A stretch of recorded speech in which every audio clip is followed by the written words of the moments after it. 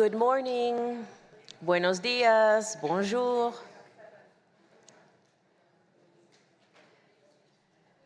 I see everybody's excited to say hello to each other in person, chatting after such a long time.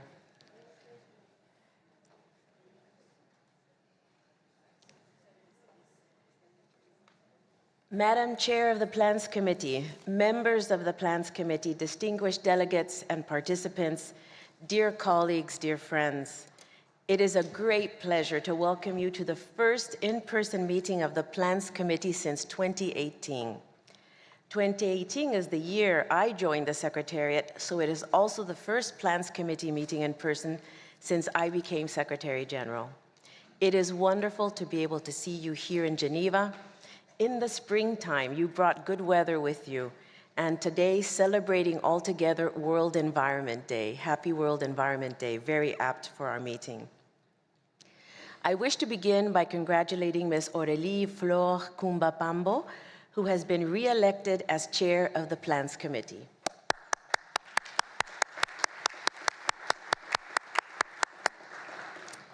I think she is a bit apprehensive to chair her first in-person CITES meeting, but I think that the online meetings are much worse, so I think this is going to be a breeze, a piece of cake for you. Madam Chair, congratulations to you and welcome to our new Vice Chair, Mr. Damien Wrigley, and the new committee members and alternate members, as well as to the nomenclature specialist. You all contribute your precious time, technical expertise, and advice to support the implementation of COP decisions to achieve the aims of the convention, and we are indeed very grateful. And warm welcome to the observers. We have more than 230 participants registered to attend the meeting, including 60 observer parties and 31 observer organizations. The continued interest in the work of the Plans Committee is very encouraging. 2022 was an important year for biodiversity. Aside from our COP, where parties adopted a record 368 decisions, the IPBES plenary approved at its 9th session in July 2022 the IPBES assessment report on the sustainable use of wild species. And in December 2022, the Kunming-Montreal Global Biodiversity Framework, or GBF, was agreed at the 15th meeting of the Conference of the Parties to the CBD. At this meeting, then, the Plans Committee will review the scientific aspects of the IPBES assessment, as well as review the comparative analysis illustrating the important linkages between the CITES strategic vision and the GBF. As in the past, the committee has a packed agenda with 44 items to be discussed. 59 documents have been prepared covering a broad range of issues, including the review of significant trade process that is critical to ensure trade in Appendix 2 listed species is sustainable. Allow me to briefly reflect on the significant issues before the committee. The discussion on CITES and forests builds upon the valuable feedback from the last intersessional period. It includes a refined proposal to ensure that any upcoming strategic initiative on CITES and forest is technically and scientifically coherent. The Secretariat will also share the technical results of the CITES Tree Species Program that was concluded in November 2022. The focus will be on the scientific aspects of the more than 70 outputs delivered under the CITESB, all aimed to improve CITES implementation. The item on cooperation with the Global Plant Conservation Strategy reflects the latest information relating to the process to identify a set of actions related to plant conservation to complement the Kunming-Montreal GBF. The committee will also consider progress in the development of new or updated guidance material on non-detriment findings. The committee will furthermore advise on the need for the revision of identification materials that are essential tools used by parties daily to implement and enforce the convention. Finally, the committee will consider a broad range of issues ranging from the identification of information on species at risk of extinction affected by international trade, to species-specific matters relating to, among others, medicinal and aromatic plants, as well as the terms of reference for various studies and projects to be initiated based on COP19 decisions. The committee will furthermore discuss 3 joint documents on nomenclature matters and 9 documents addressing nomenclature matters relating to specific taxa. This highlights the importance of nomenclature, especially for higher taxon listings. It is indeed a packed program, and my colleagues have worked hard and spent long hours preparing for this meeting. As always, I ask you kindly to be focused and prioritize. The workload has been steadily increasing through the years, yet we remain a very small secretariat. I take the opportunity to announce that upon David Morgan's retirement, Tia Carroll was selected on a temporary appointment as Chief of the Science Unit, and Sophie Flensburg has been selected on a temporary appointment as Chief of the Governing Bodies Unit. I am deeply grateful to my entire team for all they do to ensure you have everything you need for your work and that all runs smoothly. As a note, I also would like to point out that you will see a few new faces amongst us that are working with us as a contribution from a program called CINE in Lausanne, and they will be with us for a few months also helping us. So we are very grateful to this program in Lausanne for helping strengthen our secretariat these past few months. Ladies and gentlemen, the CITES community is known for its knowledge and passion for conservation. As CITES celebrates its 50th anniversary, we highlight the importance of partnerships in achieving the convention's goals. Our collective success is linked to effective partnerships, and I am certain that the parties, the committees, the observer organizations, and the Secretariat will continue to collaborate and to work towards achieving the goals and objectives of the CITES strategic vision. Thank you for your hard work, and I look forward to a fruitful and pleasant meeting. And before I hand over to you, Madam Chair, I would like to confirm the re-election of Ms. Floor, Madam Chair, and also of the new members and alternates of the Plans Committee. If we could clap to confirm.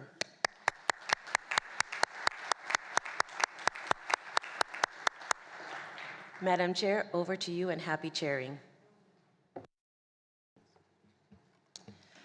Merci. Thank you, Madam Secretary General.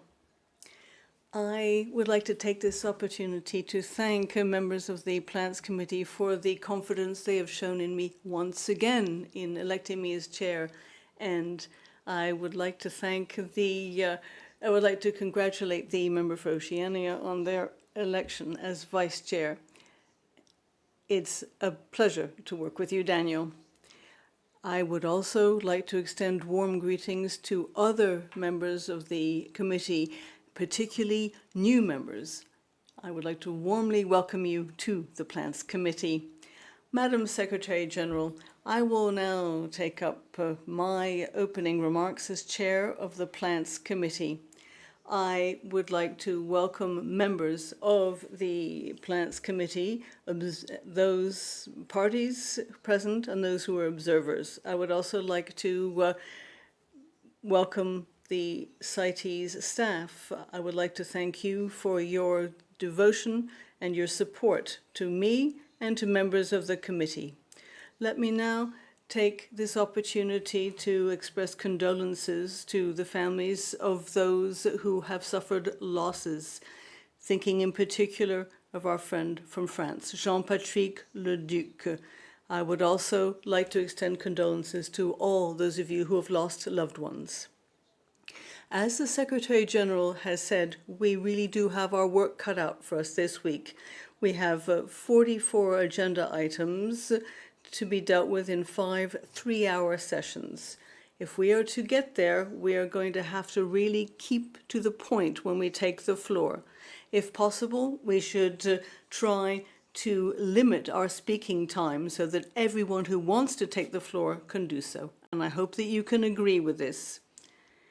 For observers who are taking the floor on behalf of a number of delegations, I would urge you not to mention all of them when you give your speech. Just introduce your organization and give the Secretariat the list of all those who are with you on the proposal. I know that I can count on you, and that will mean that everybody who wants to take the floor can do so. I will give the floor to members of the committee, then to observer parties, and then to observers that have been welcomed to the session. I would also ask you to speak at a speed such that the interpreters are able to ensure that you are interpreted. We are quorate. I therefore would like to call to order the 26th meeting of the CITES Plants Committee. Welcome to all of you. I would like to thank you for having joined us here, and I hope that you all work together well. I would now like to give the floor to the Secretariat for our next agenda item. This has to do with the declaration of conflict of interest. You have the floor. Thank you, Madam Chair. Good morning, everybody. As you know, the Rules of Procedure of the Plants Committee, Rule 12, require every member and every acting member to submit a declaration of interest before the start of the meeting. I'm pleased to report that these declarations of interest have been received by all members. Thank you very much.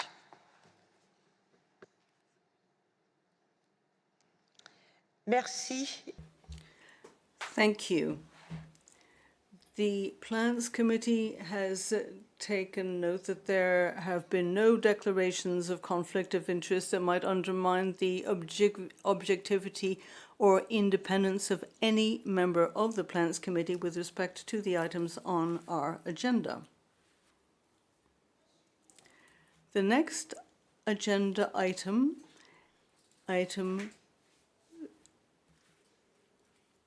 concerns document PC 26, item 4. Oh, I do apologize, says the chair.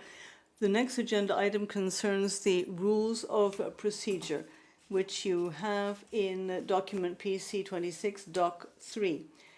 This document was agendaed at the 24th meeting of the Plans Committee in Geneva in 2024 and is valid for this session. I would invite you to take note of PC 26, document 3. Committee members? Observer parties? Observers? I see no requests for the floor. The Plants Committee takes note of the rules of procedure.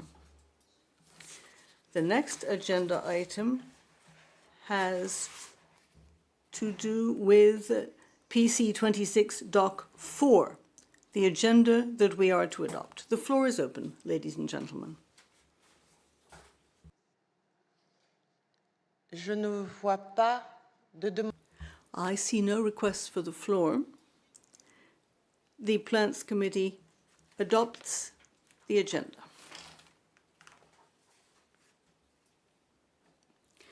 We shall now turn to the working program, which is to be found in PC 26, Doc 5, Rev 2. I would invite the Secretariat to introduce the working program. You have the floor. Thank you, Chair. At your request, the Secretariat has recently made available on the website a second revision of the working program. This entailed, amongst other changes, to move earlier in the agenda some items that could potentially be incorporated in some of the working groups envisioned to be established at the present meeting. So with these precisions, Madam Chair, we invite the Plans Committee to adopt the working program as contained in document PC 26, Doc 5, Rev 2. Thank you, Chair. Merci, Secrétariat. I would like to thank the Secretariat. The floor is open. Committee members?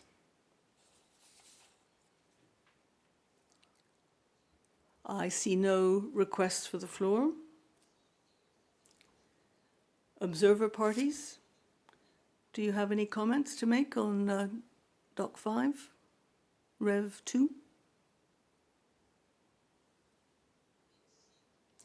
Mexico, you have the floor.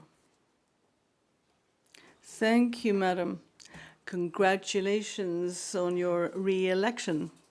Greetings, everyone. It is my understanding that Rev 2 was just published last night. It would be useful if we could be told what the major changes are so that we are up to date. Thank you. Merci. Thank you, Mexico. Let me give the floor to the Secretariat so that they can tell you what those changes are.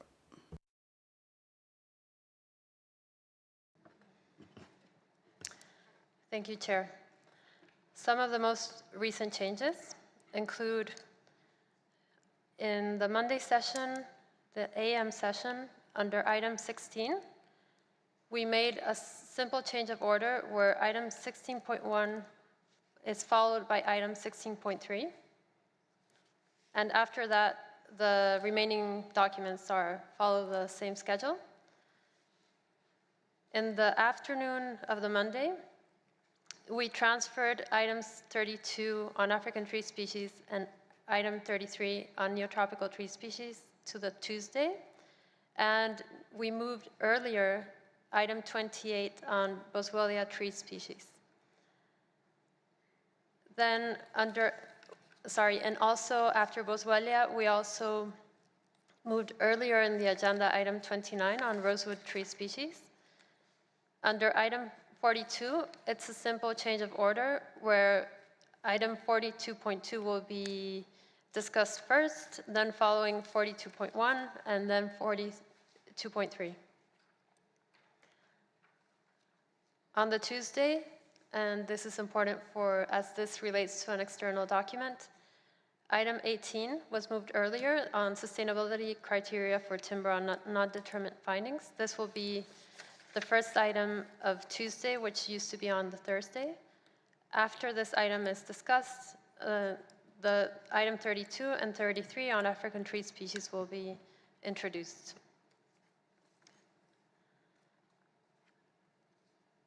And then it just refers to the changes where on the Thursday, item 18 is stricken out because it has already been taken earlier. And I believe those are the only changes so far. Thank you. Merci, Secrétariat. I would like to thank the Secretariat for that. Would any other observer parties like to take the floor? I see no requests for the floor. Observers, you have the floor. Do any observers have comments to make? I see no requests for the floor from observers.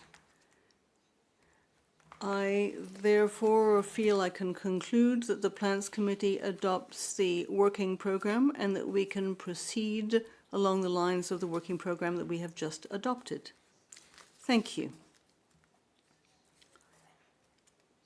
Which brings us to the next agenda item, which has to do with the PC 26 Doc 6 Rev 1, admission of observers. I would like to give the floor to the Secretariat to introduce the document. Thank you, Madam. This document has the list of observers invited to the session, which has been approved, and we are invited to simply take note of the list of observers.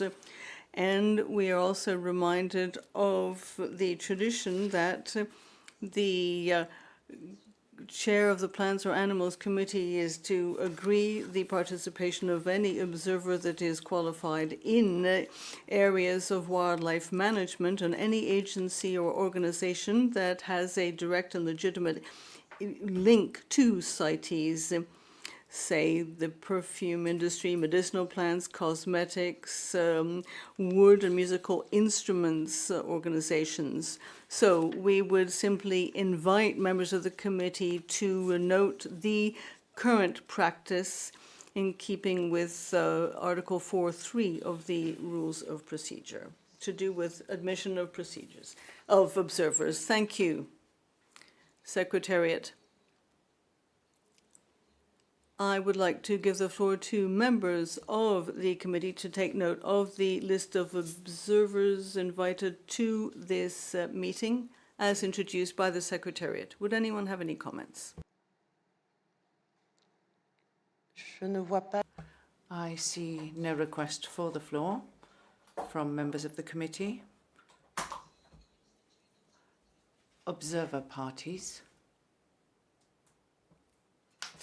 I see no request for the floor from that group either. Observers, the floor is open for any comments. I see no request for the floor. So the Plants Committee takes note of the list of observers admitted to the 26th meeting of the Plants Committee.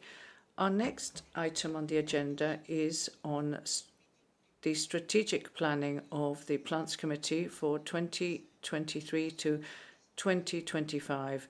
That is COP19 to COP20. We have two documents on the subject. We have document 8.1, resolutions and decisions directed to the Plants Committee, which shall be presented by the Secretariat. You have the floor. Thank you, Chair. Document PC26, Doc 8.1, on the resolutions and decisions directed to the Plans Committee consists of two annexes.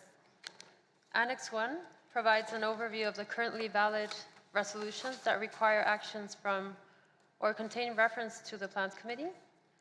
Similarly, Annex 2 lists all the currently valid decisions of the COP that are directed to the Plans Committee or that may require consultation with or assistance from the committee.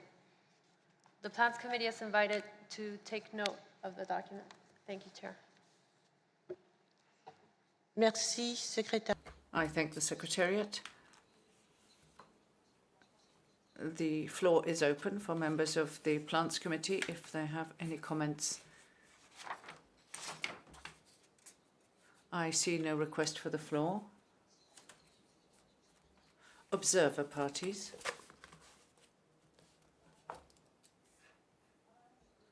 I see no request for the floor. Observers.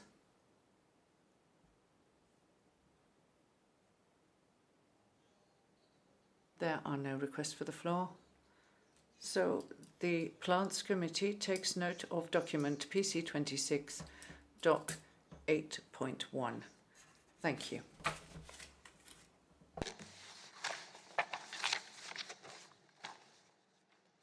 Nous passons donc. We shall now move to the next item, which is on document 8.2. Document 8.2 is the Plants Committee work plan. As chair of the Plants Committee, I submitted this document, PC 26 Doc 8.2, which sets out the resolutions and decisions directed to the Plants Committee or that may require inputs or assistance as reflected respectively in Annex 1 and Annex 2, and which appear in document PC 26 Doc 8.1 that we just had presented by the Secretariat. The Plants Committee took into account these resolutions and decisions to draw up its work plan for the period 2023 to 2025 and has provisionally set out a responsible officer from the Plants Committee for each item.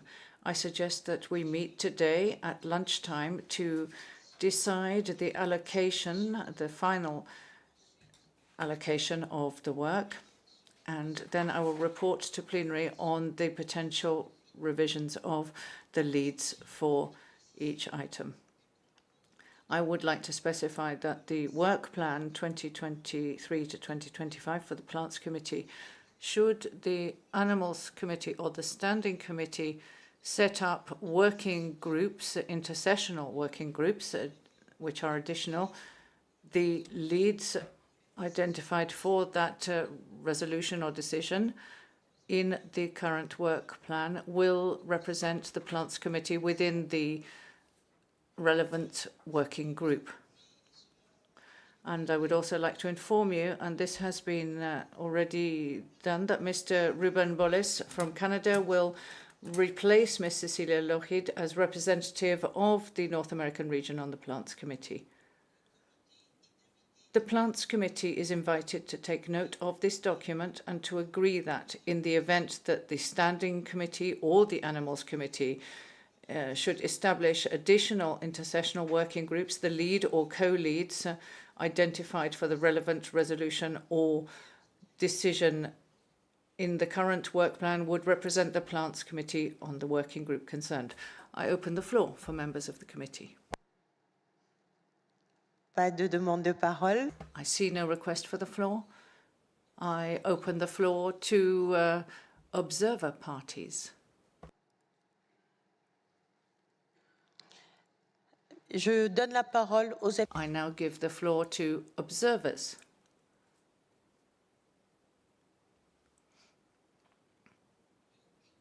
So, the Plants Committee takes note of the document and accepts the plans for the lead or co-leads identified for the relevant resolution or decision in the work plan. And as I've said, we'll meet at lunchtime so that we can have a final allocation of the tasks, and we will report on that to plenary. Thank you.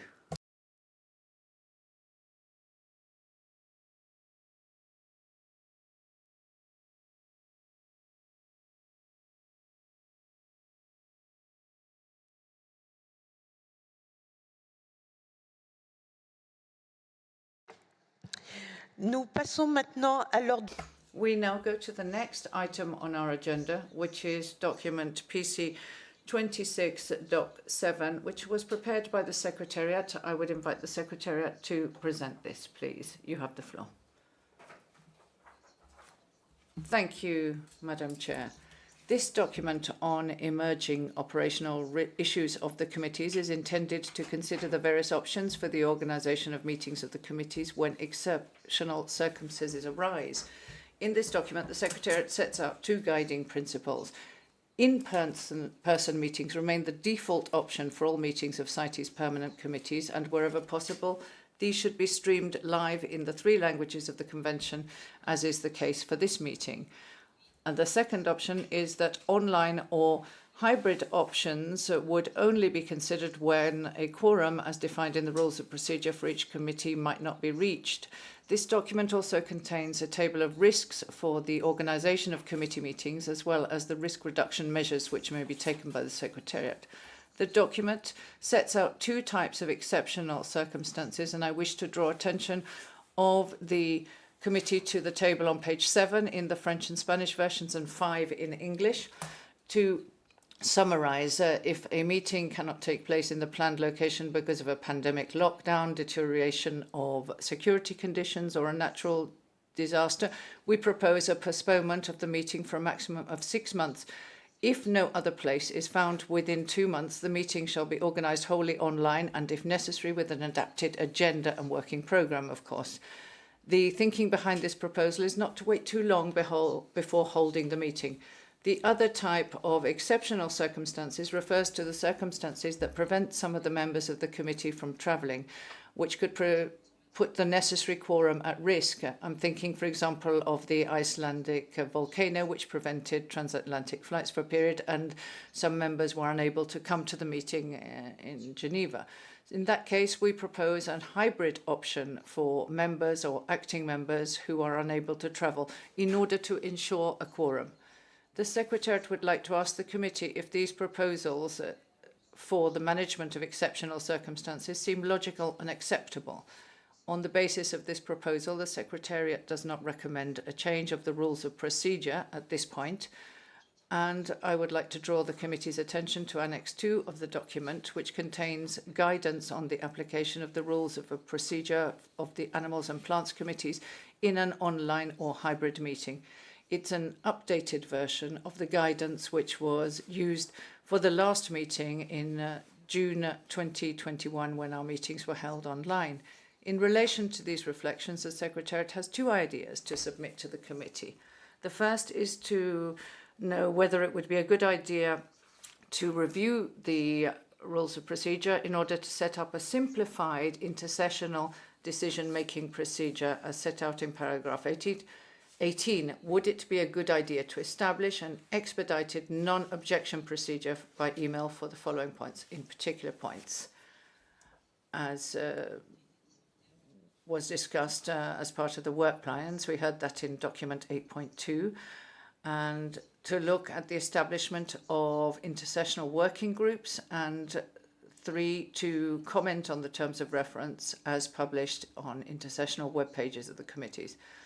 And the intention is to limit this to simple and limited circumstances. The other idea is that we submit to the committee is to permit regional representatives to read a statement on behalf of another party directly concerned by a specific item on the agenda. By way of example, a range state of Delberger is concerned by a document on the review of significant trade, but cannot travel and wishes to provide additional information or make a statement. This could be presented by their regional representative on the committee. In practice, this has already been done in the past, but it was not explicitly included in Resolution Conf 18.2, which contains the terms of reference. So to summarize, the recommendations in this document are not particularly revolutionary.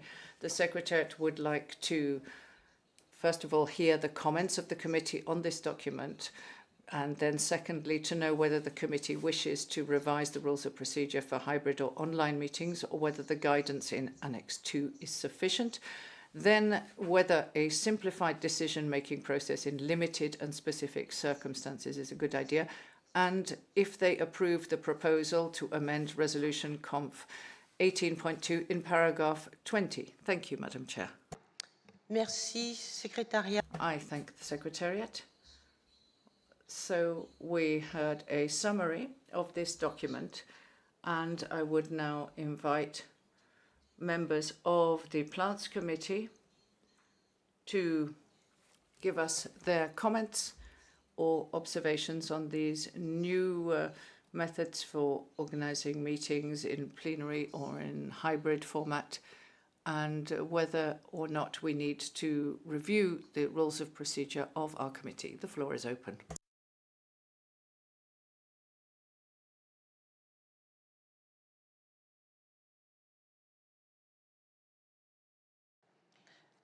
Je donne la parole. I give the floor to North America and then Oceania. You've requested the floor? Yes.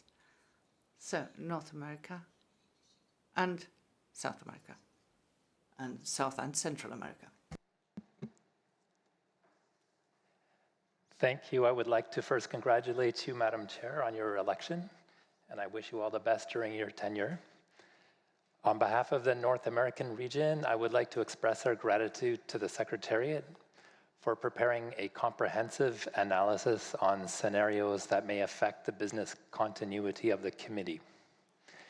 The North American region strongly believes in the importance of this analysis and is broadly supportive of the suggestions made by the Secretariat. For example, we value the guidance on the application of the rules of procedure in an online meeting as a key piece of advice.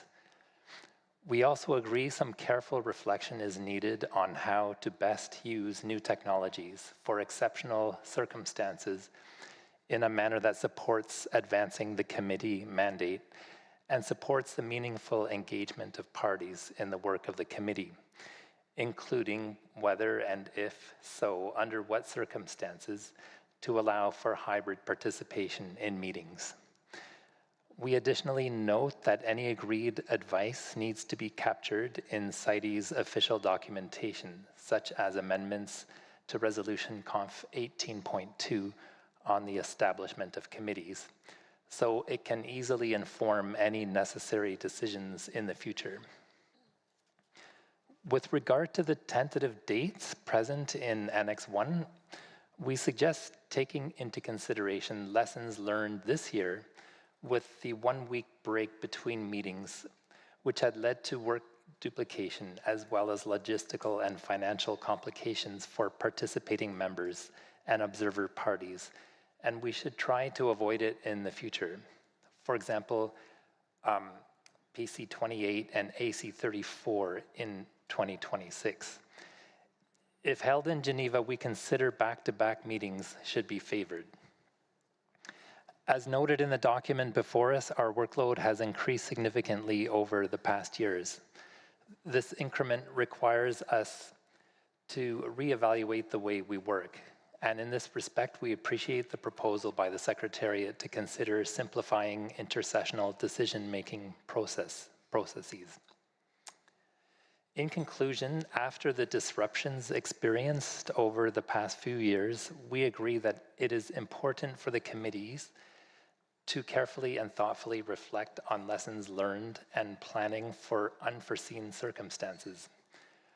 We believe these operational questions warrant some deliberate discussions with the view of ensuring that we are able to make progress on the implementation of the Convention. We would value the opportunity to engage intersessionally with members of the Animals Committee, other interested parties, and the Secretariat in order to provide well-considered advice on these important operational questions. Thank you, Chair. I thank the representative of the North America region, and I now give the floor to the representative of Oceania. Thank you. Thank you, Chair. I congratulate you on your reappointment as Chair and also congratulate the returning and new members of the committee and look forward to working with you once again on the Plans Committee. Thank you also to the Secretariat for the development of this document. I agree that in-person meetings should be the preferred option, but that provision is made for holding online or hybrid meetings in exceptional circumstances. I would request, however, that consideration be given to paragraph 14A, where it is proposed that all meetings will take place for 3 hours on consecutive days in the middle of the day, Central European time. It would be more equitable to have flexibility to hold meetings at alternative times of day that better suit committee members, parties, and other organisations representing Oceania, Asia, and the Americas, whose involvement with the Convention is equally important. In Oceania, we are seeing growing concern in the region from people who are asked to attend working groups or other meetings for multiple conventions in the middle of the night, again and again. Many are now simply unable to engage in all scheduled online meetings. Having greater flexibility for the timing of meetings would be appreciated. Thank you, Chair.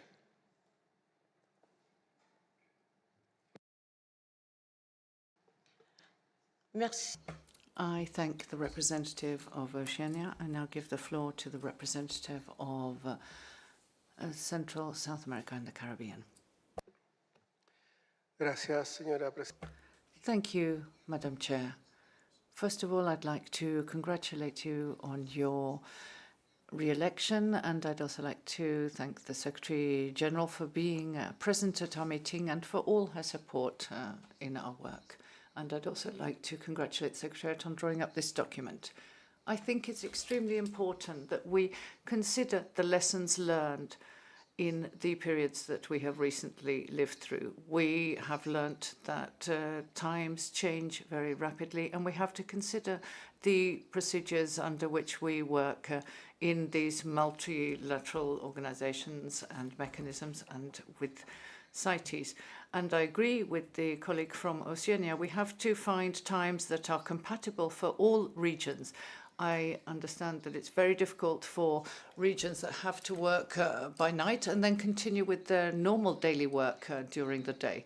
And I think it is something that must be considered in the planning of the Secretariat and in the planning of meetings. So we have to include that. We not only have to sort out the timing so it works for North America or Europe, we have to ensure that all regions are taken into account. And of course, when it comes to in-person meetings, we must continue with them. And I value that that will continue to be the main option, and that hybrid or online virtual meetings can take place in a way that is compatible with the workloads in the various regions in terms of time zones. So thank you very much. Merci. I thank the representative for Central South America, and I see no further request for the floor from members of the committee. Observer parties, the floor is open if there are requests for the floor.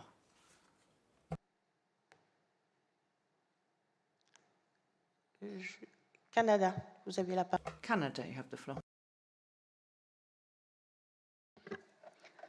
Thank you, Madam Chair, and thanks to the members of the committee for their views for which we agree. Canada just wanted to add one point to build on the need for continued deliberate discussions on this particular topic. First of all, we very much thank the Secretariat for preparing this really important document. There's a lot of issues that are covered in here that I think really do demand some careful consideration. I just wanted to add the point that I think it's also very important that we capture some of these decisions and processes that we're modifying in some formal manner as expressed by the representative of the North American region. So as the Secretariat indicated in their intervention in, I think it's paragraph 1213, they provided some indicative timelines for in those hopefully very exceptional circumstances where we're moving into the scenario A type meetings. I think those are the types of issues that we would like to see captured in something like, in our view, an amendment to Resolution Conf 18.2, maybe a new section there, and that will help us to ensure that we have consistent decision-making as, again, we are hoping these are very exceptional circumstances that we will hopefully not be experiencing too often. And so we just wanted to underscore the importance we feel of having a continued discussion on this with members of the Animals Committee and engaging with the Standing Committee so that we can try to capture some of these points in a more consistent and official way in things like the resolution or rules of procedure as needed. Thank you. Merci, Canada. I thank Canada. Do we have any further requests for the floor? From observer parties, I give the floor to Mexico. Gracias. Thank you, Madam Chair. In addition to the declaration from the Americas region, we would like to say that it's important to have the meetings back to back without a week in between, as was stated by the representative of North America. In this case, it's difficult for our delegation. We can't cross the Atlantic 4 times. It is not good for the environment, but it also creates a great deal of logistical difficulties. And in the past, when we have joint meetings, having a joint meeting of the 2 committees is something that saves us many hours when it comes to reviewing the joint documents with the representatives of both committees present. And I'd also like to highlight the importance. This is a decision that is taken jointly by the chairs of the Plants and Animals committees with the Secretariat. So it's a call to everyone to bear these ideas in mind. It's also important that during the intersessional work, we can progress, as said in the document, in selecting members of the working groups, in agreeing the agendas and work plans, so that we're more efficient in our intersessional meetings, so that we can also make more rapid progress during our in-person meetings. So these are the main observations that I would have to make. Also, whilst we agree that a regional representative may speak on behalf of a party which is not present, what normally happens is that they have to then react to questioning from members of the committee, and then the representative may be limited in being able to fully respond. So it's also important in those cases either that they may be present with financial support, in particular when it comes to matters of legal application, but that they are connected in such a way that they can respond in a timely manner to questions that may arise after the presentation on the subject. Thank you. Merci. I thank the representative of Mexico. Do we have any further request for the floor from observer parties?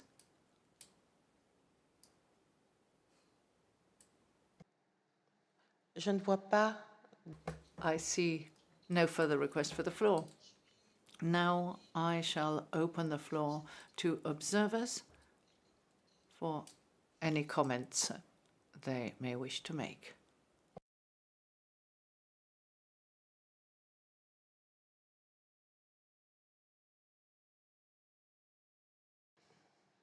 Je ne vois pas de demande de parole. I see no request for the floor. So I thank you. I see that the subject has been.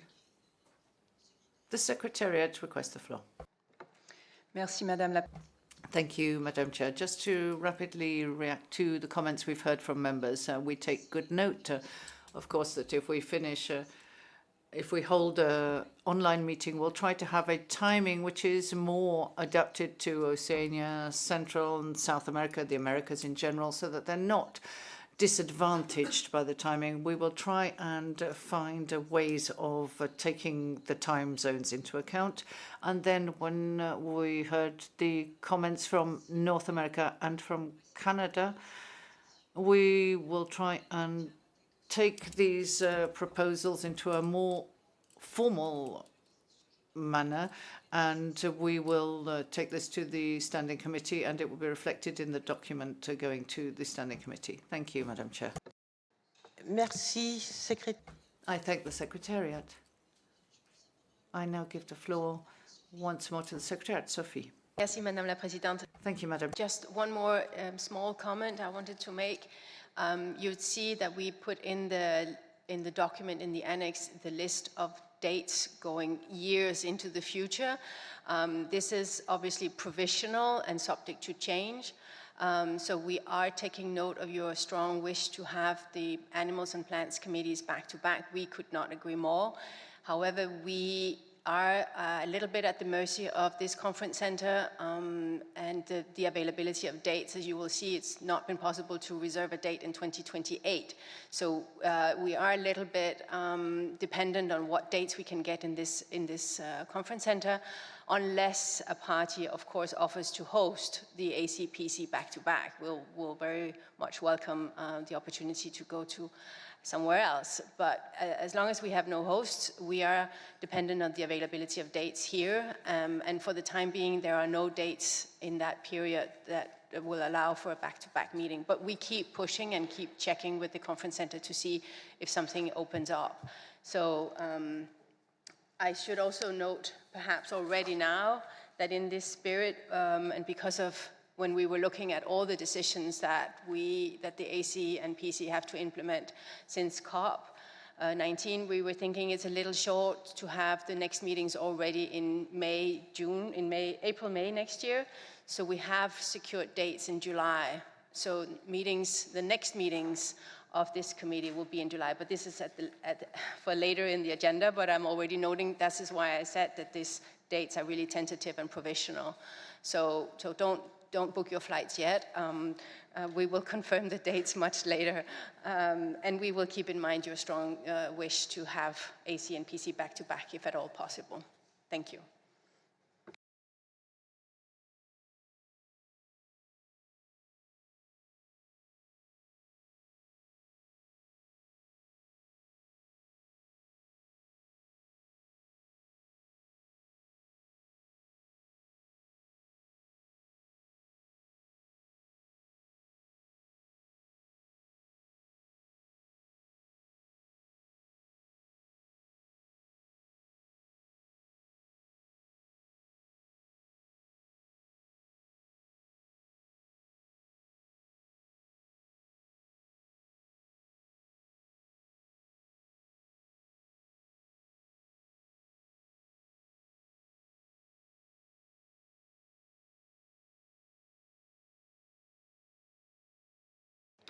OK. Merci à tous. Thank you, one and all. This is an item that has given rise to a certain number of discussions. You seem to have all agreed on the priority being given to full participation and to ensure that when there are hybrid meetings that there is attention paid to equal terms of participation, if you like. So the question I have for you is, are you willing to go along with the recommendations that we have in PC 26(7) on emerging operational matters, which would have the Secretariat make a formal proposal to the Standing Committee? Could I ask if members of the committee can agree with that proposal?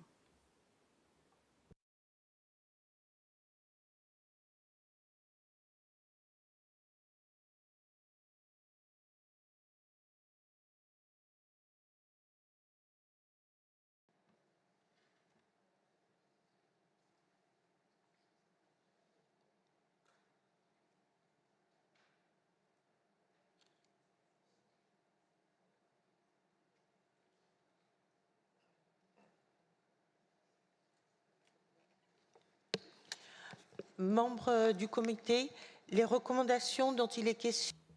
The recommendations appear in para 22 of PC 26, doc 7. Could I ask if you can approve the recommendations in paragraph 22 of the document? And would you agree that the Secretariat make a formal proposal to the Standing Committee?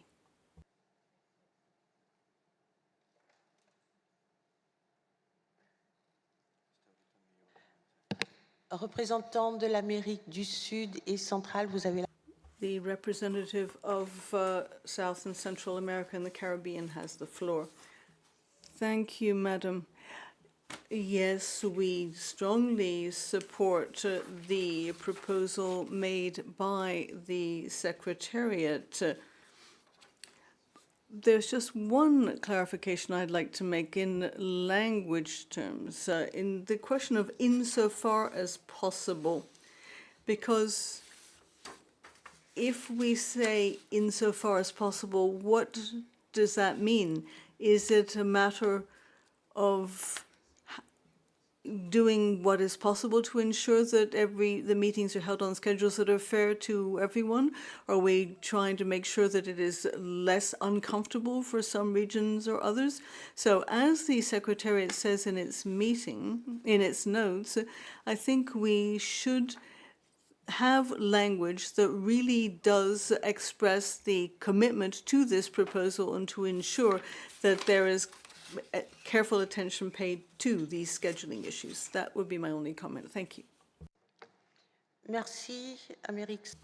I would like to thank the representative for Central and South America and the Caribbean. I want to take note of what you said and may come back to it. Would any other member of the committee like to take the floor? Oceania, you have the floor.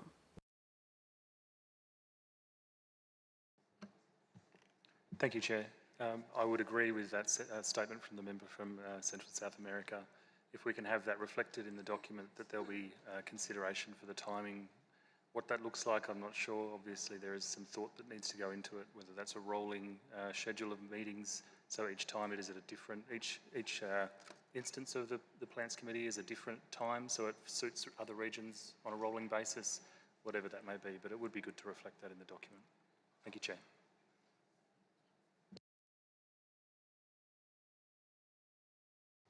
Merci.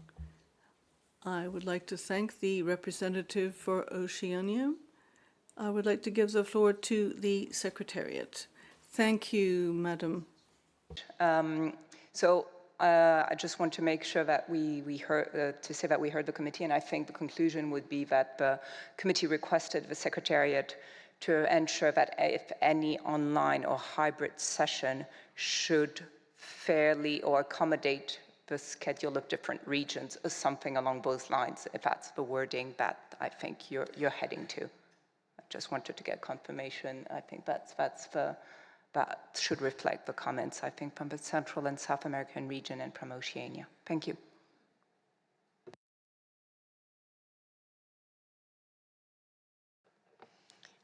Merci, Secrétariat. I would like to thank the Secretariat. I do think that members of the committee would like to ensure that there is fairness with respect to scheduling.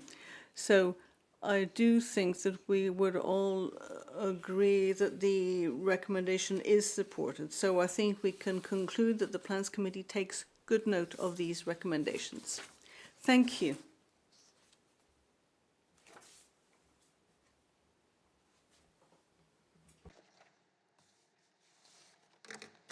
Une petite question d'organisation. Just an organizational question, briefly.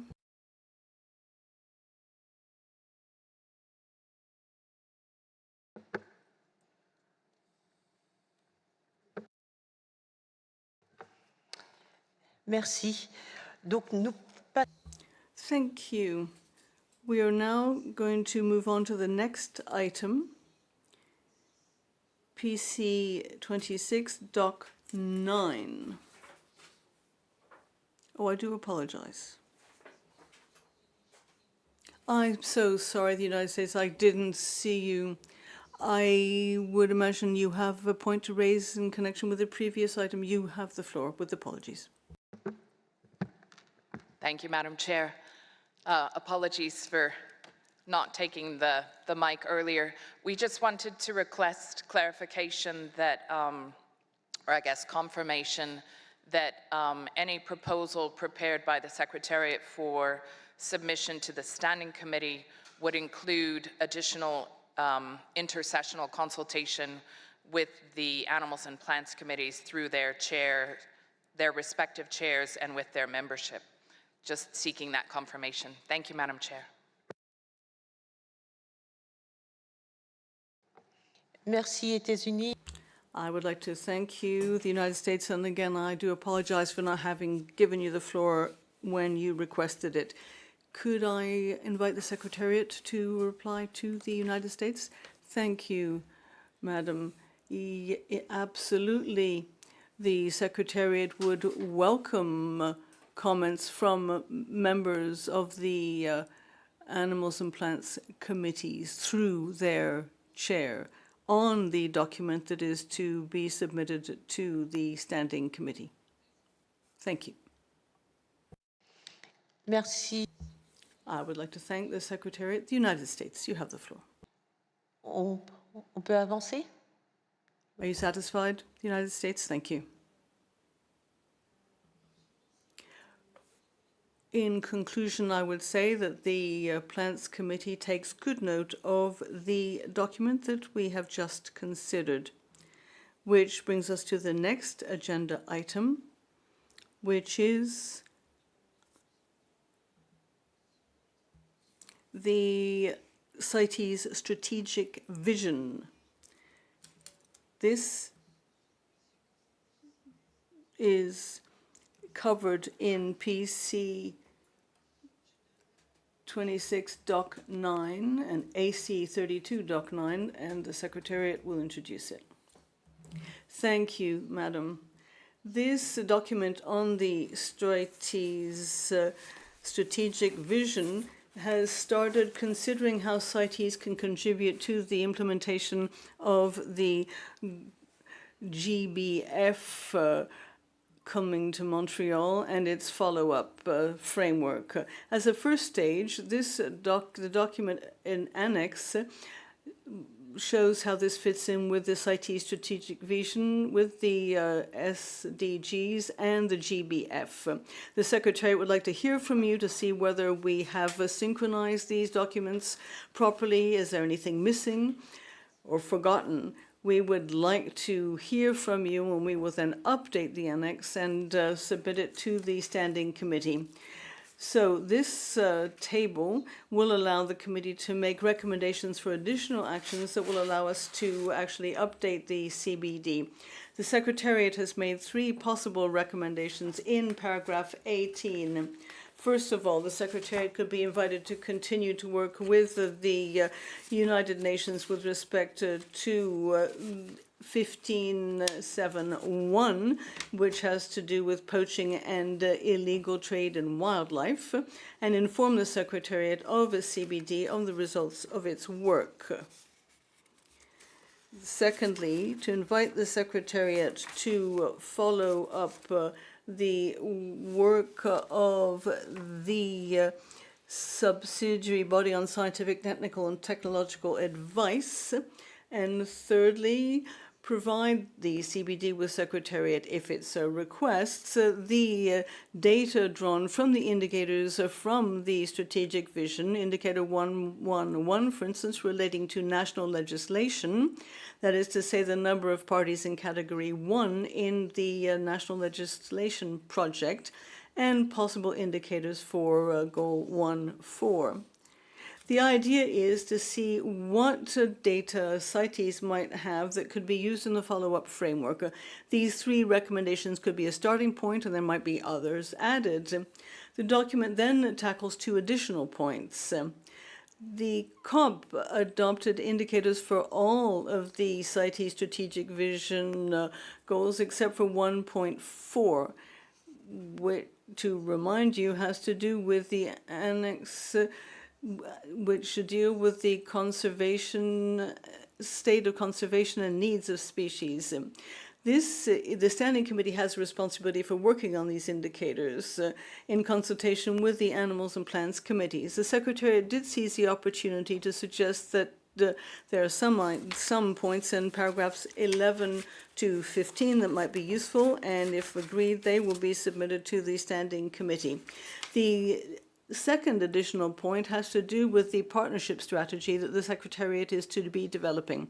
This strategy does not just concern the Secretariat, but committees as well.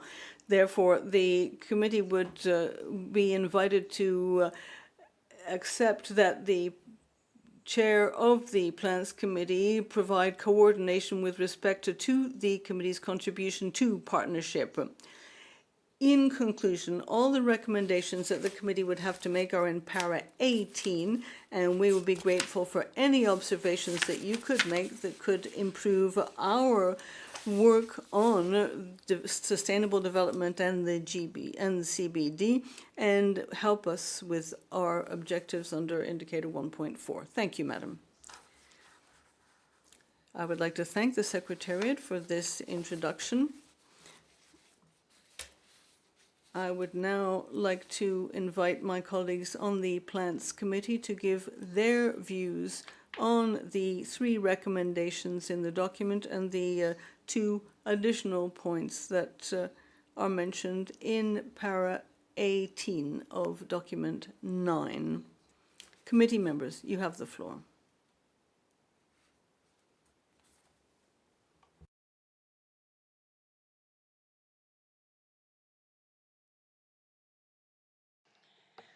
J'ai une demande d'intervention du représentant. The North American representative has requested the floor. You have the floor. Thank you, Chair.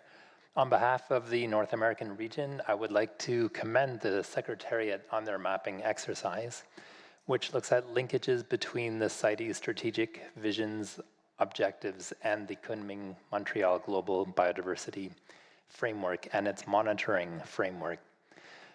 We agree that CITES can provide some important contributions to the implementation and monitoring of the new global biodiversity framework, and we appreciate the Secretariat's thinking on this question. Countries in our region have additional suggestions to strengthen the analysis on correlation, contributions to the monitoring framework, and Objective 1.4 indicators, which will be shared individually. We support strategic engagement of the Secretariat in the work of the CBD, such that the proposed in paragraph 18b of the recommendations to the Plant Committee found in this document. We hope that this engagement can lead to meaningful outcomes to advance the implementation of the Kunming-Montreal GBF. Regarding the partnership strategy, we agree that the Plants Committee Chair should act as the focal point for consultation with the members of the committee. I look forward to being engaged in the development of a partnership strategy through the Chair of the Plants Committee. Thank you, Chair.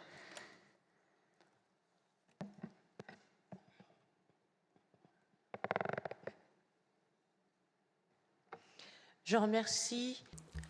I would like to thank the representative of North America. Would any other members of the committee like to take the floor?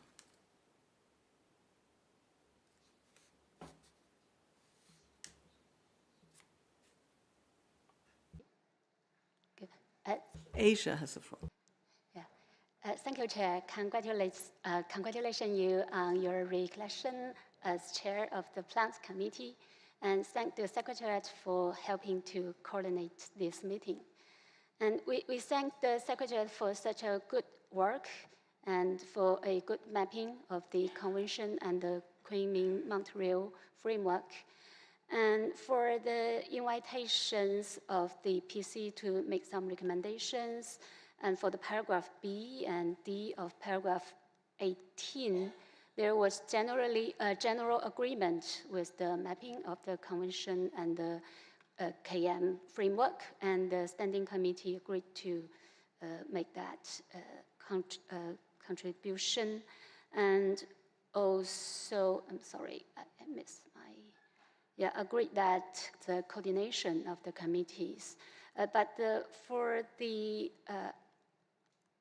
option, for the paragraph C, like we need to provide some advice to the Secretariat on the possible indicators for objective 1.4 for the strategic vision proposed in paragraph 13, which are those 4 options still in matter, like for the options C and D, like use the populations for an increasing population as indicators for Appendix 1 species and Appendix 2 species is not a quite comprehensive indicators to use.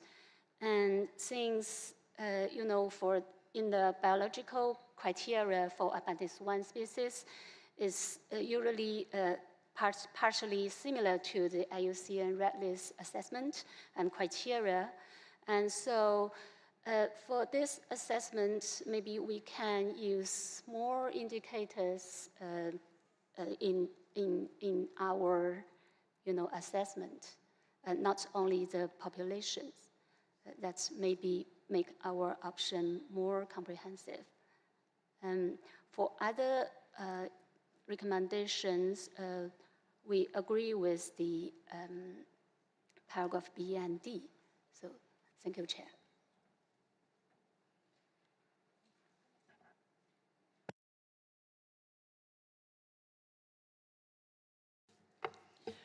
Merci. I would like to thank the representative of the Asia region. Would any other members of the committee like to take the floor?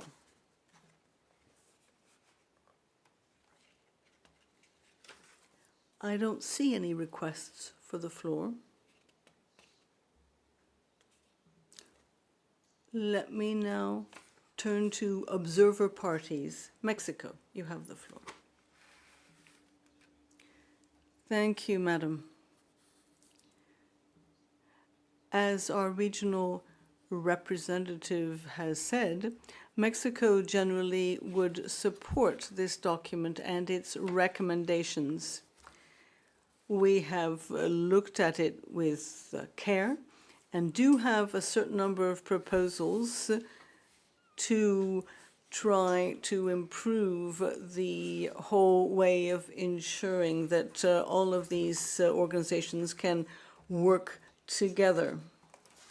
We have identified 27 additional links 18 of them are priority links.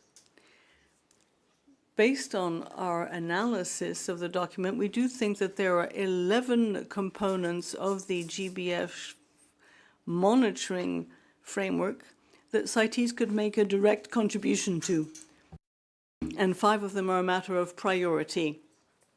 Those are possible indicators for 1.4.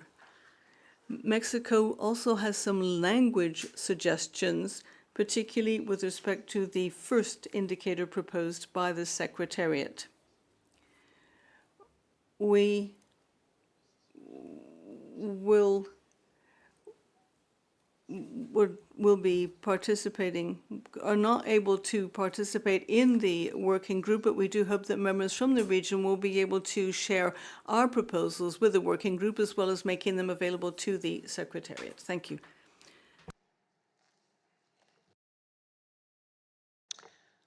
Merci. I would like to thank the representative of Mexico. Could I ask if there are any other requests for the floor from observer parties? I'm trying to keep an eye on the room, but that involves quite a lot of head movement. The United Kingdom, you have the floor.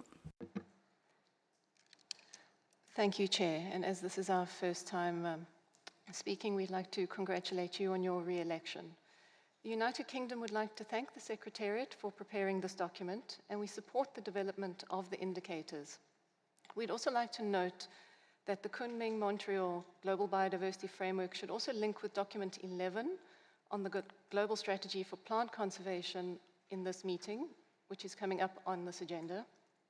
We'd further like to state that the UK is currently conducting IUCN Red List assessments for 25 plant species named at species level on the appendices so that we can better inform the indicators as proposed. We are also busy as an active Red List partner with the IUCN working on orchid Red List assessments, as we know that these are quite a challenge for CITES. And these we are hoping will assist with objective 1.4. Thank you, Chair. Merci. I would like to thank the UK. I now give the floor to Canada. Thank you. Pardon me. Thank you very much, Chair. Firstly, as host to the Secretariat of the Convention on Biological Diversity, Canada welcomes the adoption of the Kunming-Montreal Global Biodiversity Framework.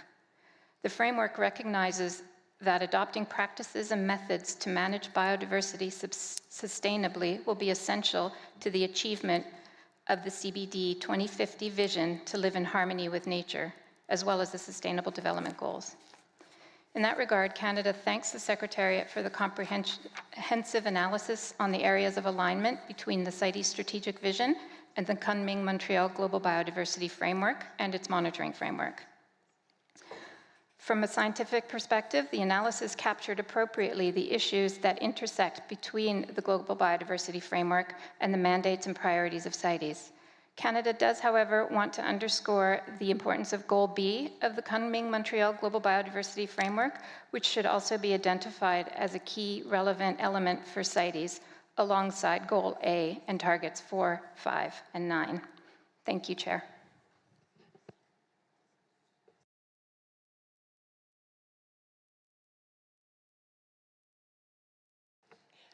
Merci, Canada.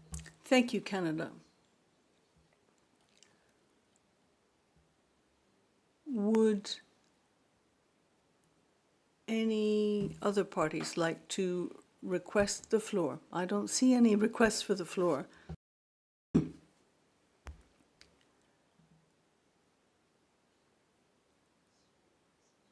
Zimbabwe, I apologize. You have the floor. Thank you very much, Chair.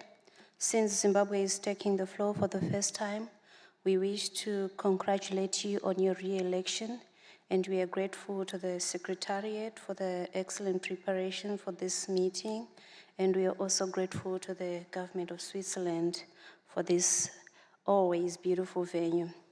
We just want to echo our support for the recommendations and the analysis done. However, we want to emphasize the need to make sure that as much as we can envisage a synergy in terms of implementation of the GBF in line with our objectives under CITES, it's also very important to look at sustainable financing of these initiatives so that our ambition and hope do not only end at preparing documents and well synergized activities on paper.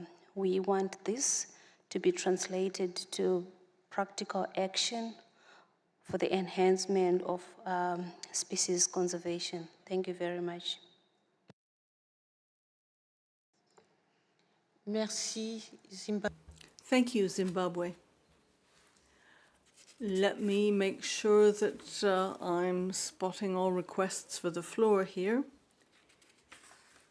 Would any other observer parties like to take the floor? I see no requests. I would now like to give the floor to observers. Would any observers like to take the floor?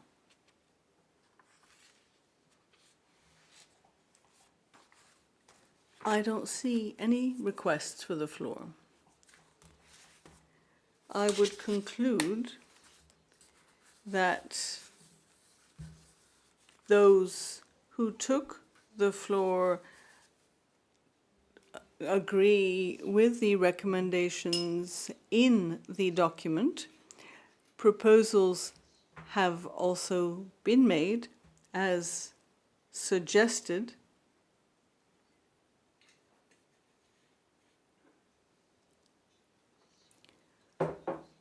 That is to say, parties will have proposals to make to the Secretariat on indicators. Let me give the floor to the Secretariat so that they can say how they would like to hear from members of the committee with respect to these recommendations. You have the floor. Thank you, Madam. We noted that 2 observer parties had specific proposals, Mexico and Canada. Canada has already made their suggestion, and Mexico will be forwarding their comments, which are fairly substantial. We will be happy to take those comments from Mexico into account as we prepare our document for the Standing Committee. Please do forward them to us by email so they can be taken on board. Now, with respect to indicators for Objective 1.4, I took note of the comment made by Asia, and the point being a most helpful contribution to sum up. So that too will be taken into account as we prepare our document for the Standing Committee, and we would be happy to hear from anyone else by email with respect to the document to be prepared for the Standing Committee. Thank you, Madam. I thank the Secretariat. So the committee takes note. The committee decides that the recommendations will be applied. Now we will move on to the next item, which is on the global strategy for plant conservation. And so I would like to ask the representative of Oceania to present document PC 26 Doc 11. Thank you, Chair. For the past 20 years, the Global Strategy for Plant Conservation has provided the international botanical community with targeted actions and a shared vision for improving plant conservation on a global scale. With the recently agreed Kunming-Montreal Global Biodiversity Framework, there is an agreed path within the Convention on Biological Diversity to consider a revised global strategy for plant conservation, including a new set of complementary actions. Target 5 of the Kunming-Montreal Global Biodiversity Framework provides a defined link to the work of CITES by committing parties to the Convention on Biological Diversity to ensure that the use, harvesting and trade of wild species is sustainable, safe and legal, preventing overexploitation, minimising impacts on non-target species and ecosystems, and reducing the risk of pathogen spillover, applying the ecosystem approach while respecting and protecting customary sustainable use by Indigenous peoples and local communities. Paragraphs A and B of Decision 19.22 calls on the Plants Committee to consider drafting a revision to Resolution 16.5 on cooperation with the Global Strategy for Plant Conservation. PC 26 Doc 11 provides an update to the Plants Committee on progress for the adoption of a new global strategy for plant conservation. The document indicates updates through an addendum may be provided ahead of this meeting. However, I can confirm one has not been included. At this stage, the Substa has not met to consider the complementary set of actions under an updated global strategy for plant conservation. Therefore, it would be premature for the Plants Committee to commence redrafting an updated resolution Conf 16.5 on cooperation with the Global Strategy for Plant Conservation. The Plants Committee may therefore consider postponing implementation of the work identified under paragraphs A and B of Decision 19.2 until the 27th meeting of the Plants Committee, by which point the revised Global Strategy for Plant Conservation should have been adopted. Thank you, Chair.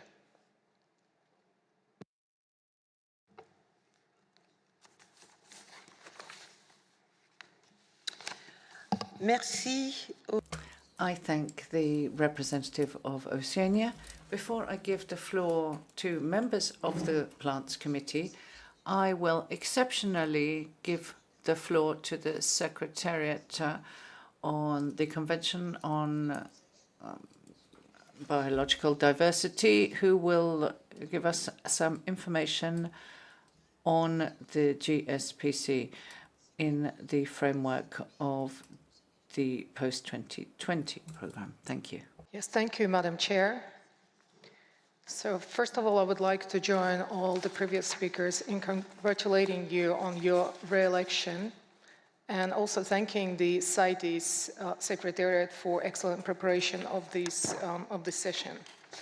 So CBD Secretariat would like to provide a very brief update to the Plant Committee on the progress achieved with regard to the development of complementary actions related to the plant conservation to support the implementation of Kunming-Montreal Global Biodiversity Framework and other relevant decisions of CBD COP15. So the draft set of complementary actions, as we already heard, has been developed by Global Partnership on Plant Conservation with the support of CBD Secretariat. The complementary activities were adapted from the previously proposed set of draft post-2020 Global Strategy on Plant Conservation targets presented to the subsidiary body on Scientific, Technical and Technological Advice, SBSTA 24. The draft document will be open for peer review later this month and presented at SBSTA 25 during 16 to 20th October this year in Nairobi. The peer review process will provide an opportunity for CBD parties and other stakeholders to provide their comments on this document. So, Madam Chair, we also would like to share that CBD parties have now embarked on the revision of the national biodiversity strategies and action plans. The parties have committed to submit the revised NBSAPs or the national targets to COP16 in 2024. The set of complementary actions on plant conservation could provide further guidance on how effectively parties can implement many targets of Kunming-Montreal Global Biodiversity Framework during their NBSAP revision process. So, therefore, we would like to thank Global Partnership on Plant Conservation for its continuous support to the global plant conservation community to help implement the GBF. Thank you, Chair. Merci. I thank the representative of the Secretariat of the Convention on Biological Diversity. I will now give the floor to members of the committee and then 2 observer parties, followed by observers. So, members of the committee, the floor is open, and I see a request from the North Americas region. Thank you, Chair. On behalf of the North American region, in brief, we agree with the recommendation of my colleague in Oceania to postpone consideration until the updated strategy is agreed. Thank you.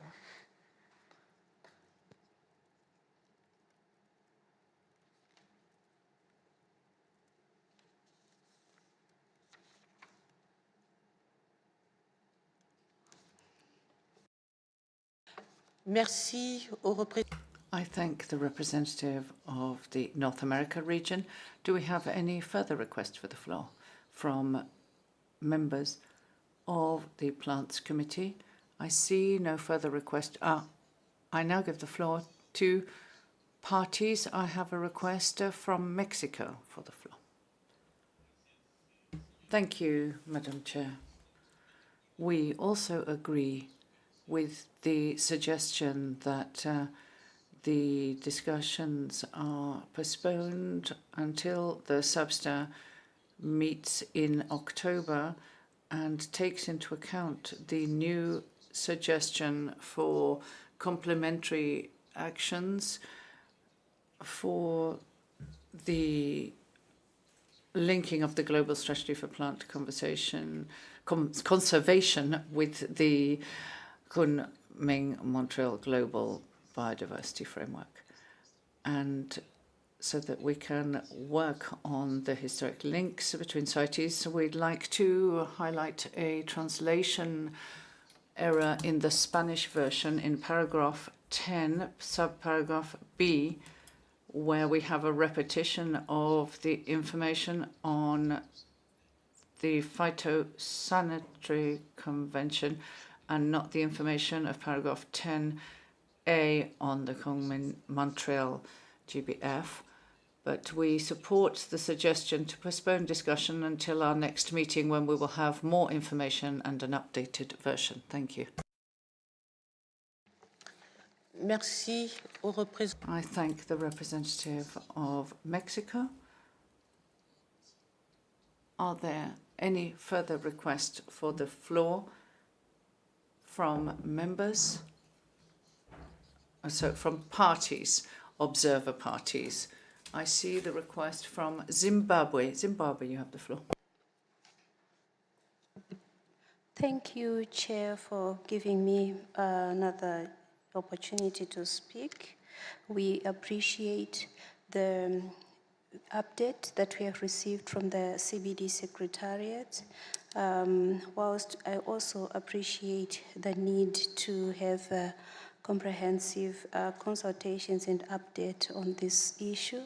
We are mindful of the fact that the GEF Council is meeting very soon, and that meeting is very critical to or implementation of the activities that we are talking about. So in terms of alignment and also synchronization of the workflow of activities, is there any consultation specifically with maybe the CITES Secretariat and specific invitation to that important meeting, so that we know that within the framework of plant conservation and trade issues under CITES, those activities or areas that relate to the objectives of this committee are also taken on board, because I think often the misalignment of activities and we take a lot of time. Sometimes then we realize, and we have seen it, history has told us that, we then miss out on prioritization, because I think GEF financing is really important in the facing the reality of the scarce financial resources in the post-COVID-19 period. Maybe just a comment from the Secretariat on that. I'm saying this because there was also some general concern, in terms of the lack of effective consultation with parties and also with focal points for CBD and Jeff, that you see that there's some parallel but very related activities. So we had a meeting as Africa last week in Addis, and these sentiments were also shared that there seemed to be sometimes a little or no consultation. Thank you very much for your comments. I appreciate you may not have the answers to all the questions I posed, but I would appreciate a comment. Thank you.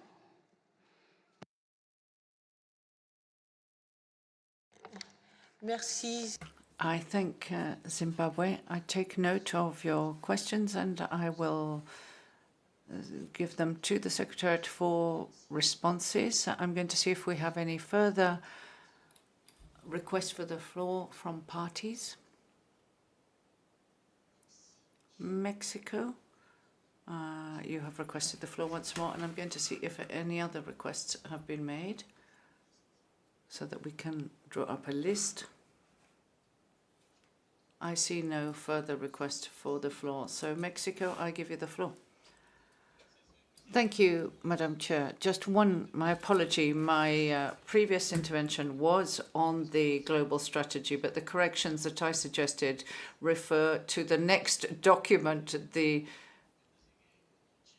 document 10. So my apologies. I'm still suffering from jet lag, having got here from Mexico.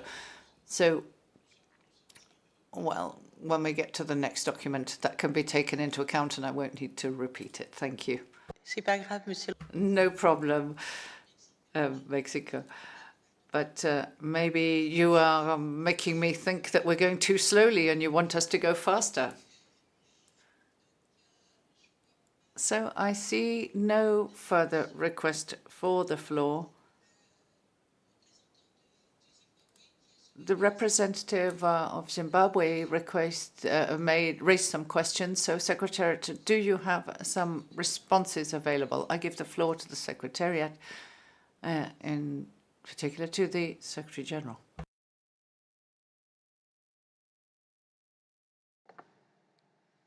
Merci, Madame la Présidente. Thank you, Madam Chair. Very much, Zimbabwe, for your noting about the GEF and the meetings of the GEF that are upcoming.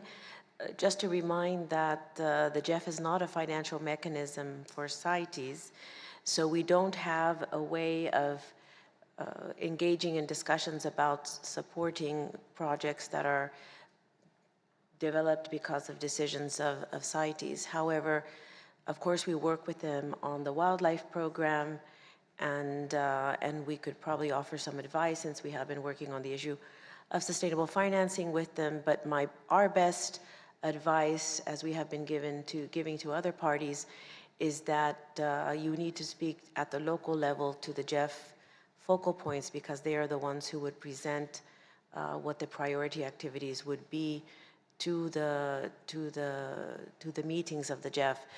However, we would have to be able to, we would be willing to assist you with that, and with our contacts with whom we work under the wildlife program and others, we would be pleased to do that. Just to note that we can't really bring ourselves this issue to GEF, as they're not the financial mechanism, but willing to help through the mechanisms that we have at the bank. Thank you so much.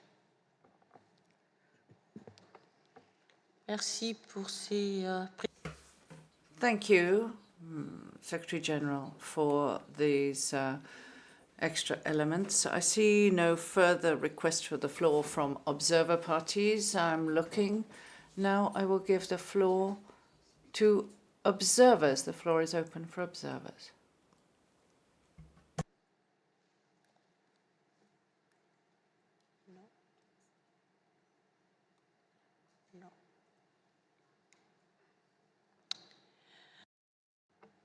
Nous n'avons pas... I see no further request for the floor. I take note that all the speakers have noted the importance of having additional information from the Convention on Biological Diversity before we continue to revision of Resolution 16.5. And so the Plants Committee agrees to postpone this until our 27th meeting.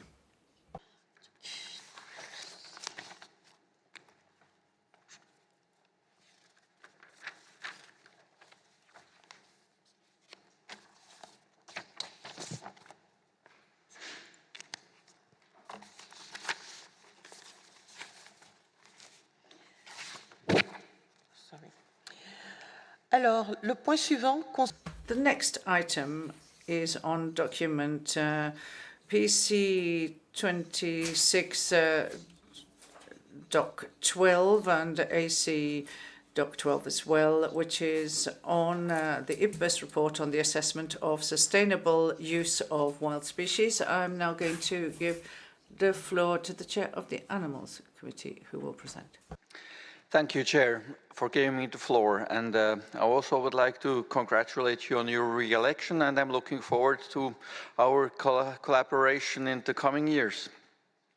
So document PC 26 Doc 12 AC 32 Doc 12 provides information for consideration by the committees relating to the implementation of Decision 1928 on IPBES assessment report on the sustainable use of wild species. As chair of the Animals Committee, I continue to participate in the IPBES multidisciplinary expert panel MEP, and there provided an update on relevant CITES-related activities to the 20th meeting of the MEP that took place in March 2023. The IPBES assessment report on the sustainable use of wild species includes a summary for policymakers and a set of 6 chapters accepted by IPBES 9. The decision directs the Animals and Plants Committee to review the scientific aspects of the thematic assessment of the sustainable use of wild species from IPBES and consider their relevance to the implementation of our convention. Taking that into consideration, it is proposed that the committees consider the summary for policymakers and the relevant sections in Chapter 3 on the status of and trends in the use of wild species and its implications for wild species, the environment and people, and from Chapter 4, the drivers of the sustainable use of wild species. Annex 1 of the document before us includes a provisional list of scientific aspects addressed in Chapters 3 and 4 that could be relevant for CITES implementation and processes. Annex 2 contains a table of these scientific aspects and the current CITES resolutions, decisions, systems and processes that could address these aspects. And finally, Annex 3 contains the key findings in the summary for policymakers and the possible relevance to the mandates of the Animals and Plants Committees as well as the Standing Committee.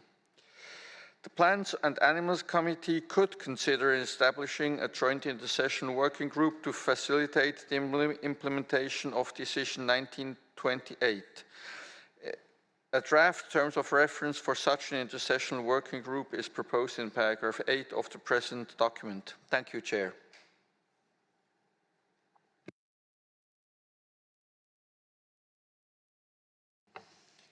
Merci, Président. Thank you, Chair. I now open the floor to members of the committee for any comments. Europe, you have the floor, the Europe region. Thank you, Chair, and on behalf of the European region, and congrats, and we look forward to working with you from the region. Would very much support the setting up of the joint intersessional working group.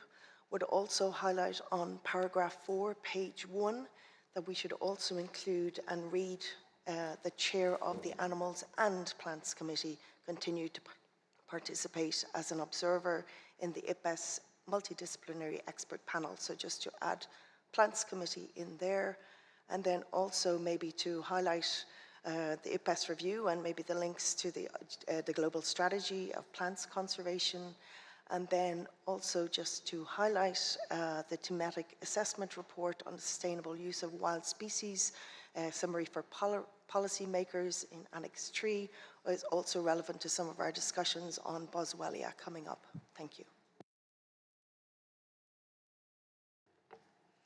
Merci, Madame la... I thank the representative of the European region. Do we have any further requests for the floor from members of the committee? I do not see any requests for the floor. Do we have requests for the floor from observer parties?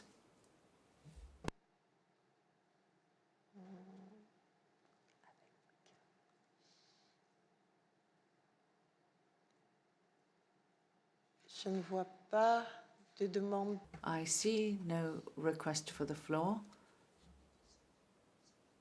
Observers, the floor is yours if you wish to make any comments.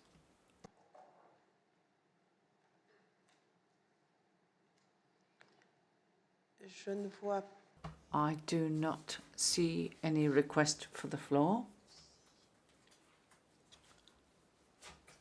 So, apart from the statement from the European region, which supported the recommendations presented in document PC 26 Doc 12 AC 32 Doc 12 on the establishment of a joint intersessional working group to facilitate the implementation of decision 19.28, the committee decides to establish this intersessional working group.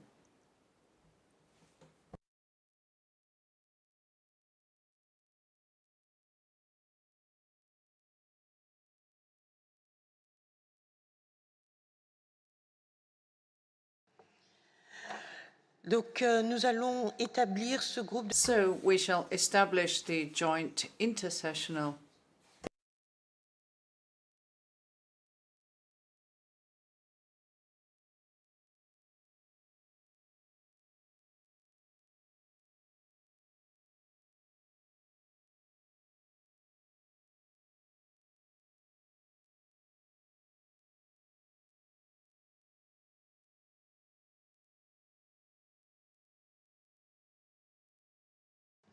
Petite précision. A little more clarification. We will establish the intersessional working group and we will need a member of the Plants Committee to chair the group as representative of the Plants Committee, and then we will have a list of observer parties and observers, bearing in mind we have to have a balance between observers and parties. So we would ask for showing of interest. So I'd invite members of the Plants Committee, first of all, to express their interest.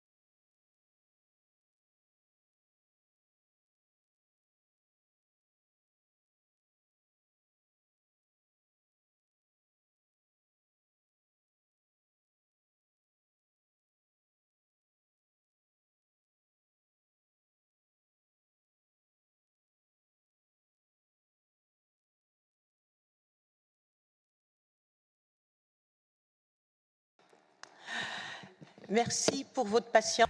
Thank you for your patience. So we are at the point where we need to have a representative of the Plants Committee as a member of this intersessional working group. And as I said when I was presenting the working plan for the 2023 to 2025 work plan, we have a list of the matters directed to the Plants Committee, and in there we had temporarily named the alternate member for the North America region to chair this group, Ezekiel, who will chair this group. But at lunchtime, we will see if this allocation of leads for the Plants Committee will be continued or whether there'll be amendments, and we'll let you know after the break.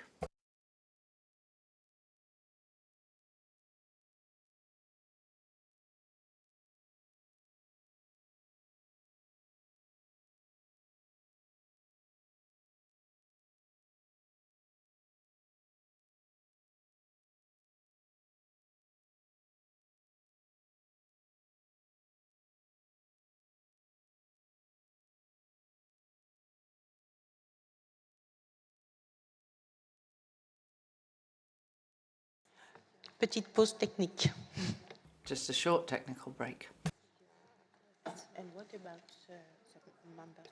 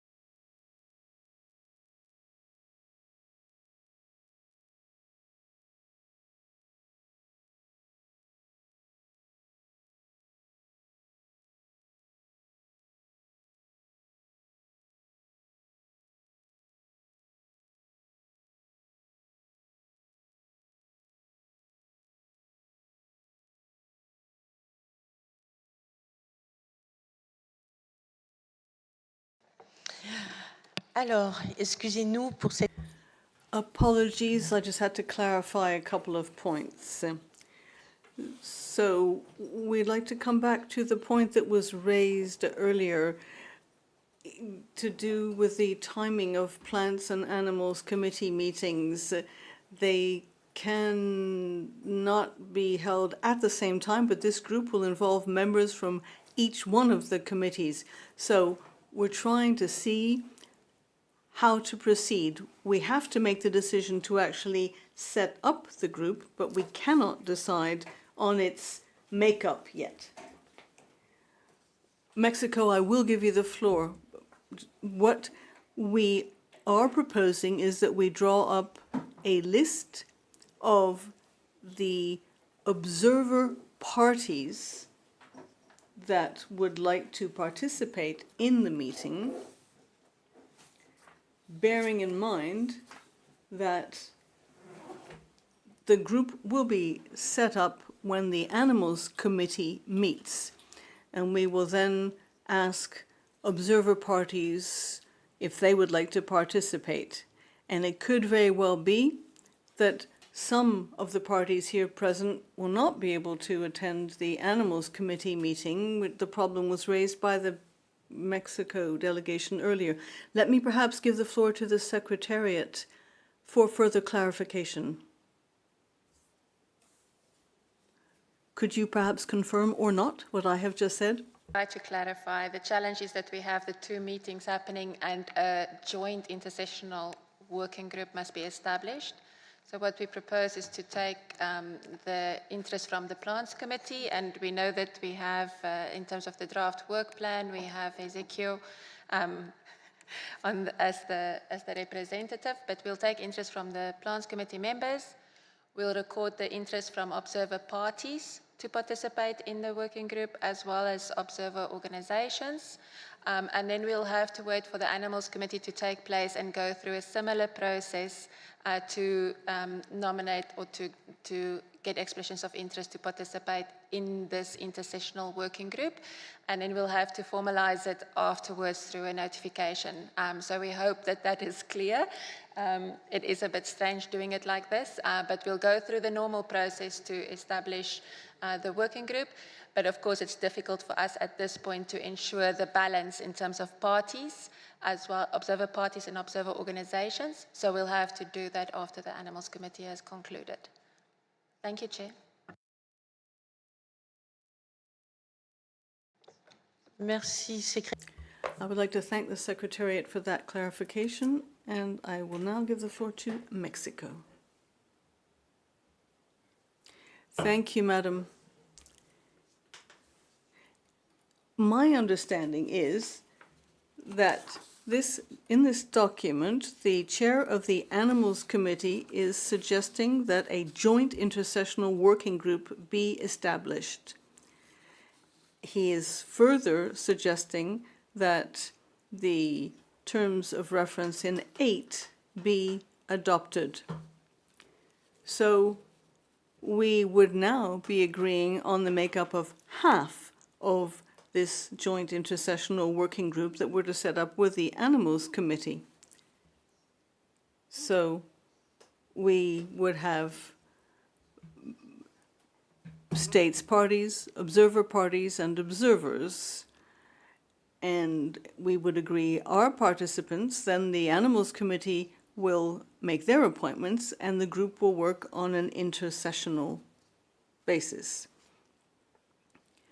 My understanding is that I would be the Plants Committee representative on this joint intersessional working group to deal with the question of sustainable use for plants and animals. So it's a matter of seeing how many members we want on this, in this intersessional working group. Thank you. Merci. I would like to thank the representative of Mexico for that clarification. You have made things very clear. What we're going to do is ask for observer parties to let us know if they would like to participate in the work of this joint intersessional working group. I see Canada. Canada, is this a sign of your interest? No. Just to show, Madam, that we would be interested in participating in the work of the joint intersessional working group. Thank you, Canada.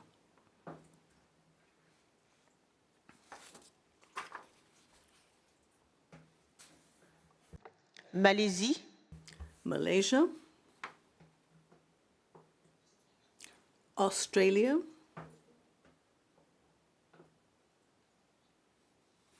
South Africa. Zimbabwe. The United States. The European Union. China. the United Kingdom. Thank you. Have I left anyone out?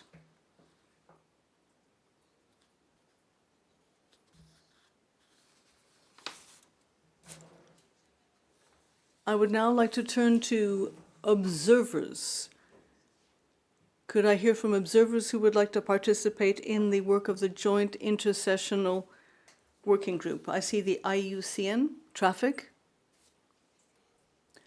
WWF, WARI. Well, I didn't really read the sign. I know I recognized you, says the chair.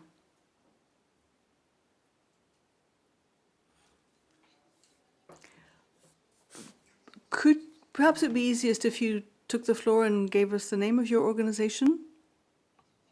Please introduce yourself. It'll be easier for us to take note. And you have the floor.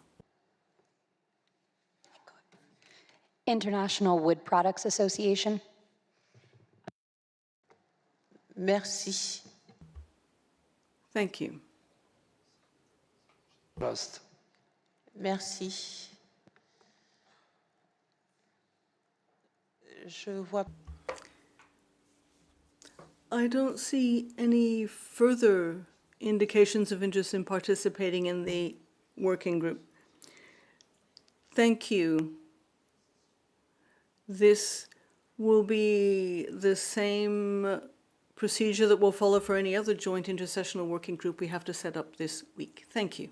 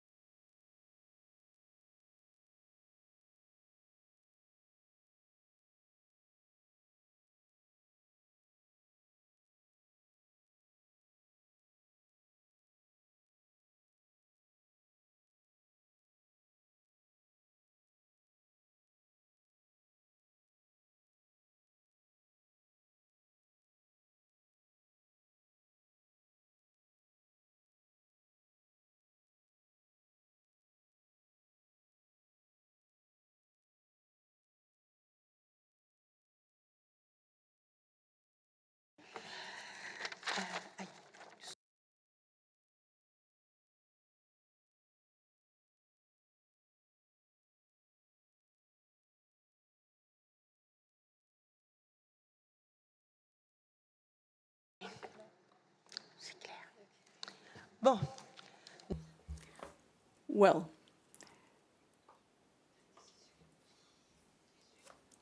the decisions resulting from this are the following.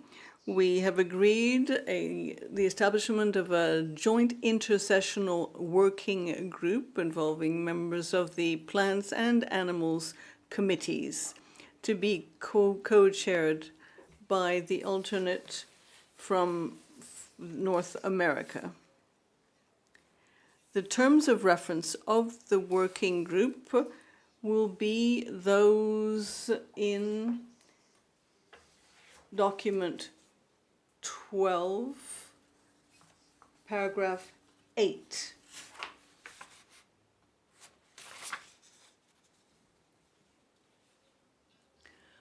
We take note of the makeup of the intersessional working group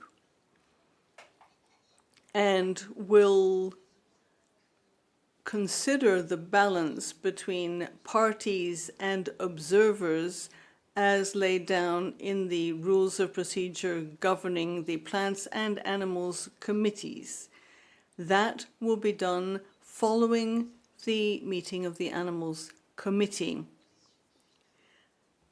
The final makeup of this intersessional working group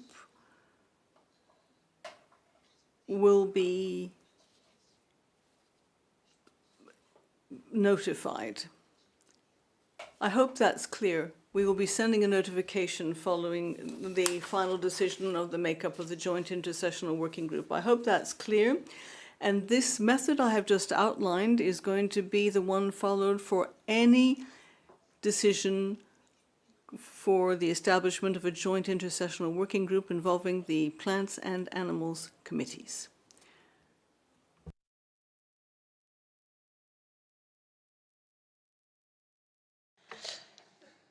États-Unis. The United States, you have the floor. Thank you, Madam Chair. We agree with the decision that you have just outlined. We do have one question, though, and that is with regard to the draft terms of reference for this intersessional working group. The draft terms of reference as contained in the document appear to consider two different ways forward with regard to the results of those discussions in subparagraphs 3 and 4 under paragraph 8. And our preference would be for the results of the review and discussion of this intersessional working group to come back to the Animals and Plants committees before being reported to the Standing Committee. So we would suggest adopting for the terms of reference coming from the Plants Committee, the elements contained in subparagraph 3 under paragraph 8, which is prepare a draft report of the results of the review and recommendations for consideration at the joint meeting of the Animals and Plants Committees in 2024. Thank you, Madam Chair.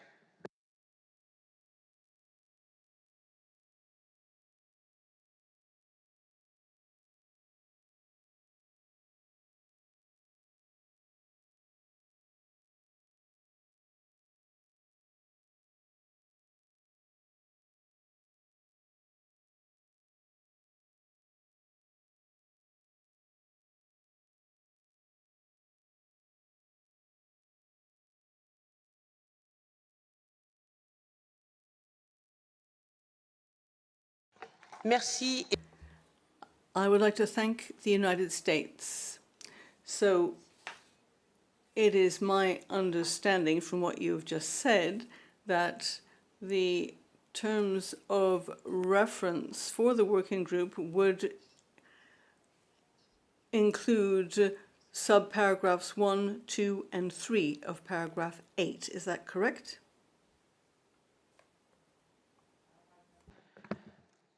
Yes, Madam Chair, thank you. We think perhaps it would be preferable to modify subparagraph 4 such that it could contemplate a report to the 78th meeting of the Standing Committee rather than the 77th, so that that would be after the Animals and Plants Committees have had an opportunity to review the outcomes from the intersessional working group. Thank you.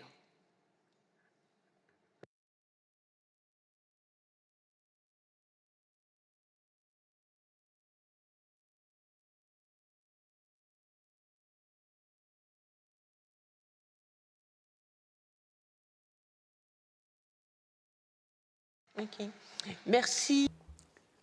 Thank you for that clarification, the United States. Let me turn to the Plants Committee. Would anyone have any observations to make on the proposal made by the United States? I see the chair of the Animals Committee has requested the floor. You have the floor, sir. Thank you, Chair. The proposal by the United States would clarify the process, but we already do have a mandate in Decision 1928 to report to the Standing Committee. So we basically already do have that mandate to do that, whether it be to the 77, SC 77 or 78. We will have to do that anyway.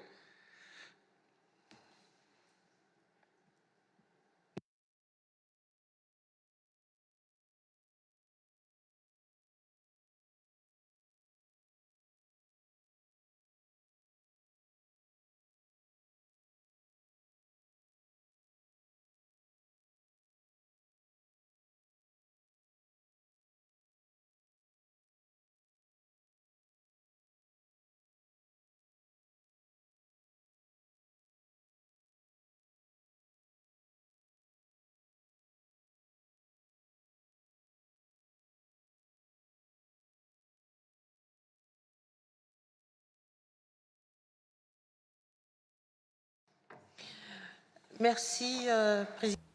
I would like to thank the chair of the Animals Committee for that comment. That is a helpful point you've made, since the instruction to prepare a document for the Standing Committee already figures in the decision. So what I would suggest to the United States is that we simply delete subparagraph 4 with respect to the mandate of the intersessional working group. So we'll have just 8, Roman 1, 2, and 3. I see the United States is in agreement, so we will go with the decision I suggested earlier. The working group is to be established, and the mandate will be that outlined in paragraph 8, 1, 2, and 3. The makeup of the intersessional working group will be sent to members through a notification after the meeting of the Animals Committee. Thank you. Sorry.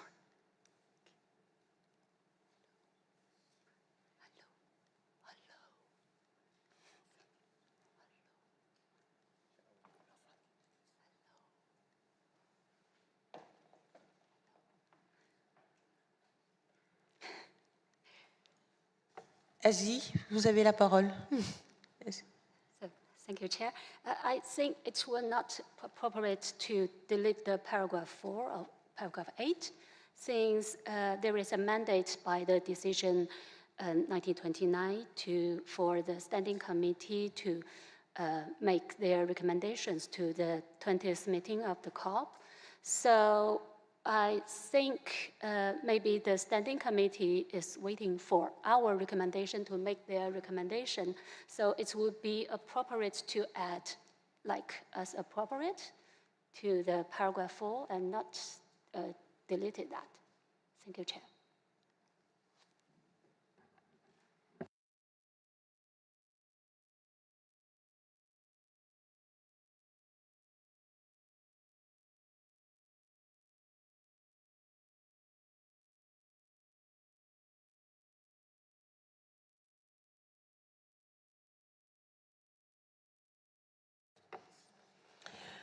Merci, la représentante. I would like to thank the representative of Asia for that observation. However, on reading decision 1928, we can see that it is already stated that the committee shall provide the results of their review and any associated recommendations to the standing committee. So whether it is the 77th or 78th standing committee, as the chair of the Animals Committee said,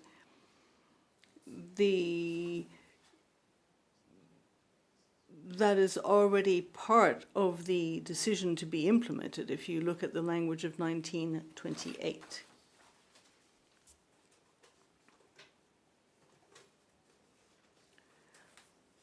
I see that the chair of the Animals Committee has requested the floor. Clarify for Asia, what we are talking about is the mandate of the working group, the intersessional working group. And that working group does its work, reports back to the two committees, and then the two committees bound by the decision 1928 will report to the standing committee. So I hope that clarifies the process. May I? Je demande à la représentante de la région Asie. Let me turn to the representative of the Asia region. You have the floor. I think the turn of the reference is good by now. Not just to delete the paragraph 4. It's just we can add some conditional words like the conditional word like the as appropriate. So it will leave some probabilities for us to make a document, but not to really have this paragraph deleted. I'm not sure, is that clear?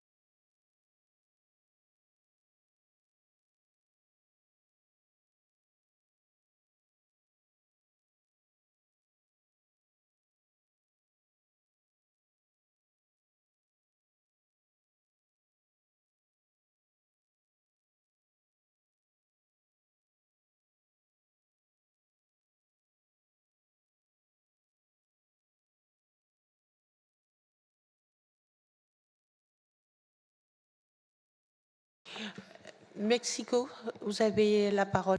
Mexico, you have the floor. If there is a will to retain paragraph 4, it should say at the end of paragraph 3 instead of or, it should be and also to be precise that this outcome should be presented to the 78th meeting of the Standing Committee. Since it's implicit to present some report at the 77, won't be enough work.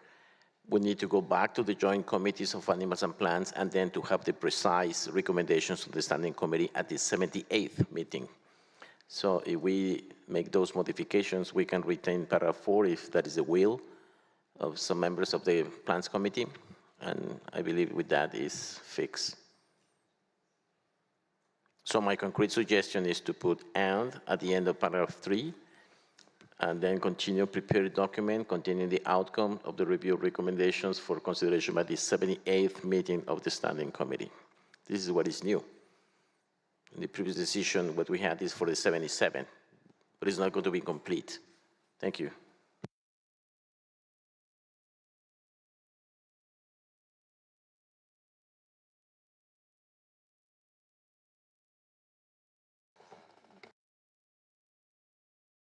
Donc, je donne la parole. Let me give the floor to the United States and then to the Secretary General. The United States, you have the floor. Thank you, Madam Chair.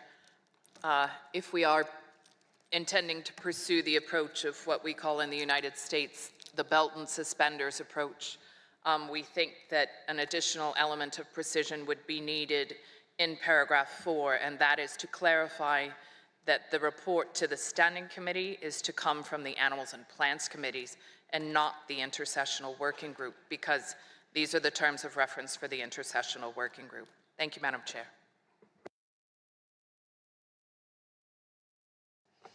Merci pour cette précision. Thank you for that clarification. Let me give the floor to the Secretary General. Sí, Madame la Presidente, and I was just going to say exactly what the United States said and accept responsibility on the part of the Secretary that that was not clear when we prepared the terms of reference. But of course, an intersessional working group cannot present the results to the Standing Committee directly. It has to go through the Animals and Plants Committee too. Thank you. So it can be more precise in that last paragraph if you wish to keep it.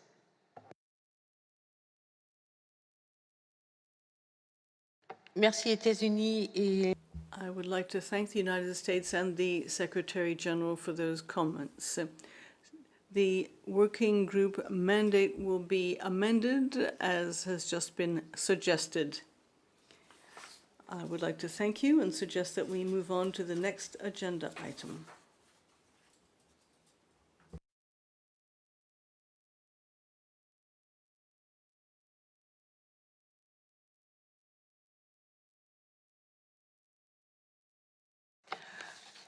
le point suivant de l'ordre du jour porte.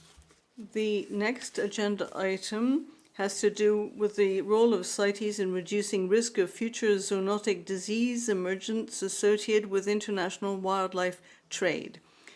Document 10, which was prepared by the Secretariat, and I would like to give the Secretariat the floor to introduce the document. You have the floor. Thank you, Chair.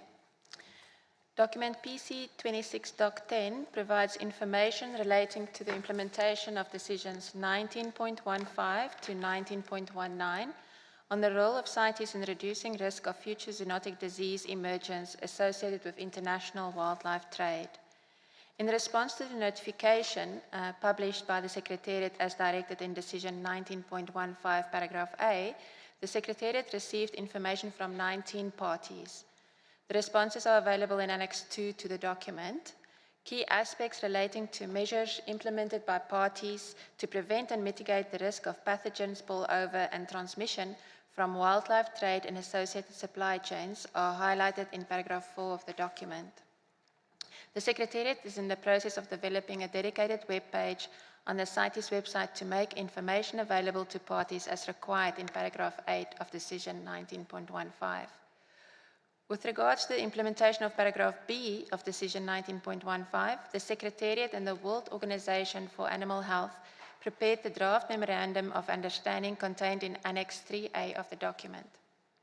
This draft MOU updates the existing cooperation agreement signed in 2015 and provides for collaboration on matters of common interest, such as animal health and welfare standards and guidelines for safe, legal, international trade and transport of wild animals. Annex 3B contains the draft joint program of work developed by the Secretariats. In line with paragraph C of Decision 19.15, the Secretariat reached out to the Convention on Migratory Species to obtain information relating to the activities implemented by the Secretariat and parties to CMS relating to this area of work. The summary report provided by CMS is attached as Annex 4, and key activities are highlighted in paragraph 9 of the document. Opportunities for practical collaboration, taking into consideration the information provided by several organizations, as well as the United Nations Environment Programme, are highlighted in the document, and the detailed responses received from these organizations are contained in Annex 5 of the document. The Secretariat also reflects on the consideration of a CITES advisory body. In this regard, the Secretariat notes that institutional arrangements and structures at national level that facilitates collaboration between relevant organizations and authorities seems to provide the platform needed to ensure a coherent response to address the risk of zoonotic disease emergence associated with international trade. The Standing Committee already established an intersessional working group on the role of CITES in reducing risk of future zoonotic disease emergence associated with international wildlife trade at its 76th meeting. The intersessional working group is co-chaired by Israel and Singapore, and the Plants Committee could consider nominating representatives to participate in this intersessional working group. In terms of the recommendations, the Plants Committee is invited to consider nominating representatives to participate in the Standing Committee intersessional working group and to review the information provided by the parties, organizations, and the United Nations Environment Programme and prepare recommendations for consideration by the Standing Committee on the aspects mentioned in the document. Thank you, Chair. Merci, Secrétariat. I thank the Secretariat. So, members will have followed the presentation of the document from the Secretariat, and I would now like to open the floor for any comments.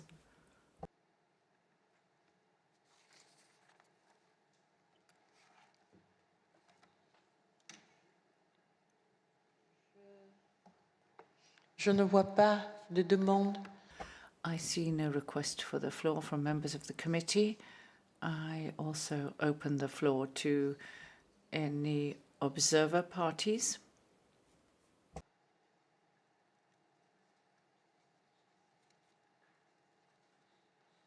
Non. Pas de demande. I see no request for the floor. Observers, the floor is yours.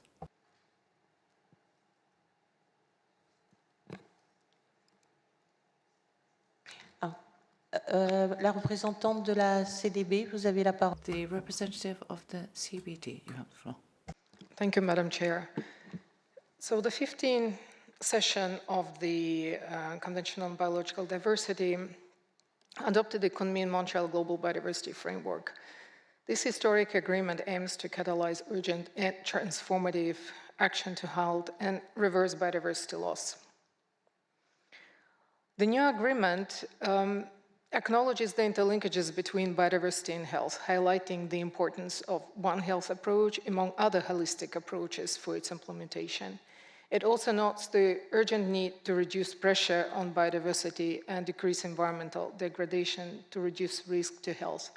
And this is in line with the Target 5 of the GBF, which calls to ensure that the use, harvesting, and trade of wild species is sustainable, safe, and legal, preventing overexploitation, minimizing impact on non-target species and ecosystems, and reducing the risk of pathogen spillover. Applying the ecosystem approach while respecting and protecting customary sustainable use by indigenous peoples and local communities. So, Madam Chair, to achieve the goals and targets of the Kunming-Montreal Global Biodiversity Framework, cooperation and synergies between the Convention on Biological Diversity and other biodiversity-related conventions and international organizations is needed. I take this opportunity to also inform the participants that the CBD Secretariat is preparing a revised version of the action plan on biodiversity and health, and will invite CITES to provide the comments of this draft as the part of the peer review process in due course. And finally, considering the importance of the biodiversity and health linkages, the CBD Secretariat welcomes any opportunity for further to discuss this matter and to collaborate with the CITES and other organizations in addressing this matter. Thank you. Merci. I thank the Secretariat of the Convention on Biological Diversity. I have Canada who would like to speak. Thank you, Chair. I thought I would intervene a bit to provide some insights on the recommendations to the Plants Committee. I hope that's helpful to you and to the committee. So first of all, I do want to thank the Secretariat for preparing this document and making available the reports from the parties on current national measures to mitigate zoonotic disease risk in the wildlife trade. We looked at these 18 or 19 documents provided by parties and found them to be really helpful and useful, and we can see that there's a wealth of engagement and activities that are happening within countries to address some of these risks, and good opportunities for us to have some lessons learned and sharing of experiences on this matter. So in terms of the elements of recommendation 13B about proposed effective and practical solutions and opportunities for practical collaboration, we do think there's some areas in there that we can explore. But we would like to reiterate the importance of avoiding duplication of work and recognize that mitigation measures and best practices to reduce risk of zoonotic pathogen emergence already exists in a number of international fora and cooperative arrangements. And so regarding the possible CITES advisory body, we agree with the Secretariat that the establishment of a separate CITES advisory body on emerging zoonotic disease is not, in our view, necessary, and we will certainly transmit that view within the Standing Committee's Intersessional Working Group. I just did want to point out that in reviewing the responses, we did hear of the value of having collaboration amongst organizations, and so the idea that arose about supporting a communication platform or web portal to disseminate information to all parties and perhaps to share information amongst parties could be a useful tool with less of the governance complexity of having a new advisory body. So again, these are ideas that we will also share in the intersessional working group of the Standing Committee, but just to give some thoughts here for the committee's consideration. Thank you, Chair.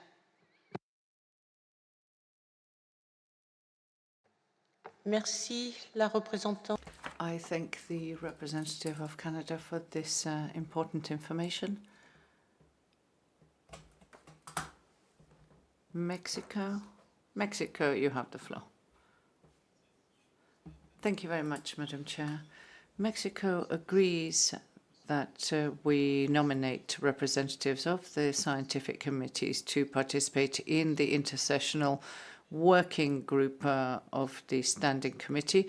We consider that the consideration of the information provided here in preparation of the recommendations for the Standing Committee merits the establishment of a working group. Unfortunately, Mexico will not be able to participate in the groups at this opportunity, but we would like the Plants Committee to take into account the matters raised by the Secretariat. In the case of this, we don't think it's necessary to have a consultative body on the subject within CITES, to have an advisory body, because we already have cooperative processes which provide the necessary platform for the coverage and prevention of the risk of the emergence of zoonotic diseases linked to international trade in CITES listed species.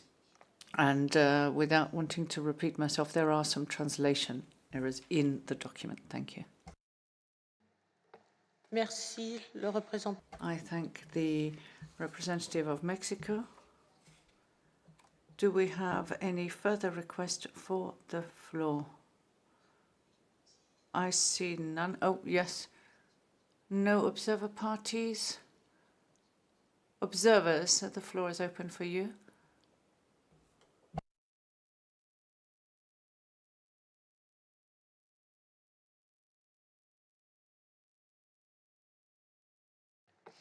Vous avez la parole, AW. You have the floor, IWMC. Thank you, Madam Chair, and my apologies. I didn't realize it was my turn now. Madam Chair, I have some doubts about this document. First of all, following what Mexico said on the subject of what CITES contribution should be within the framework of this issue of zoonotic diseases. But what I would like to know is this document and the resolution is addressed to the issues of zoonosis and trade in animals. So I'd like to have a little more precision on what is seen as the real role for the Plants Committee within this framework, because when we read the document, I didn't see any specific subject that would concern plants. Is it one of transmission of pathogens by activities related to plants? So I don't really know what the role of the Plants Committee would be on this subject. Thank you, Madam Chair. Merci. Thank you. Do we have any further requests for the floor? Je tiens juste à relever que c'est une décision de la COP et instruction a été donnée à ce comité.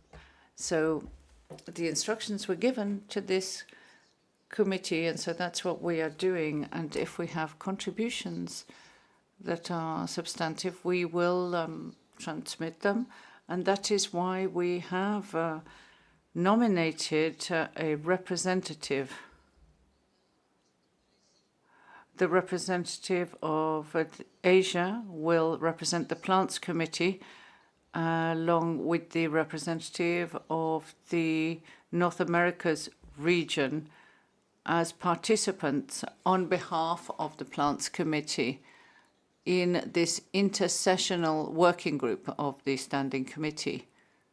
Thank you. Je vois pas de... I see. No further requests for the floor. Asia, the representative of Asia, you have the floor. Okay, thank you, Chair. And first of all, I'd like to thank the Secretariat for preparing this important document. And for the Plants Committee, close cooperation with the Animals Committee on this topic is crucial. And also, like for this document, there was some One Health initiatives, so maybe the Plants Committee here, we can contribute our findings or some observations to the standing committees. And yeah, I have some pressures to make that, but I'm happy to do that. Thank you. Thank you, Chair.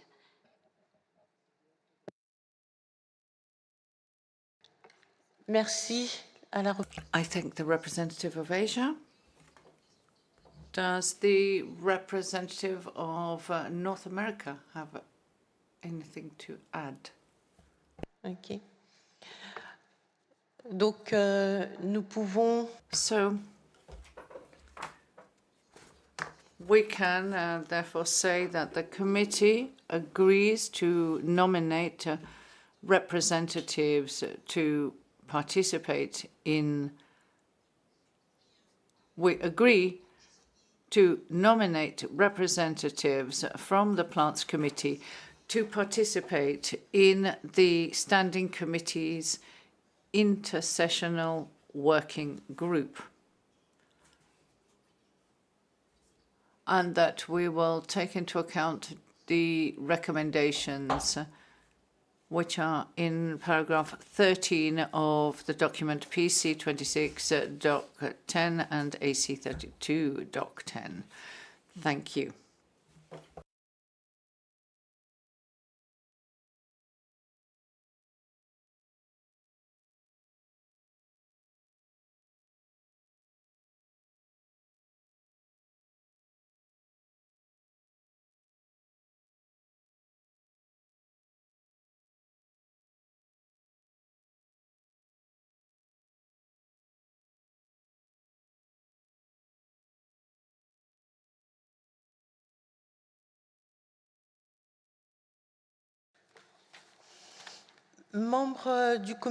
Members of the Plants Committee, we will now review the next item on our agenda, which is CITES and forests.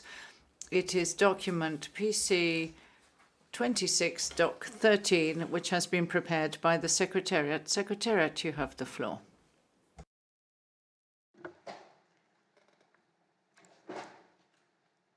Thank you, Chair.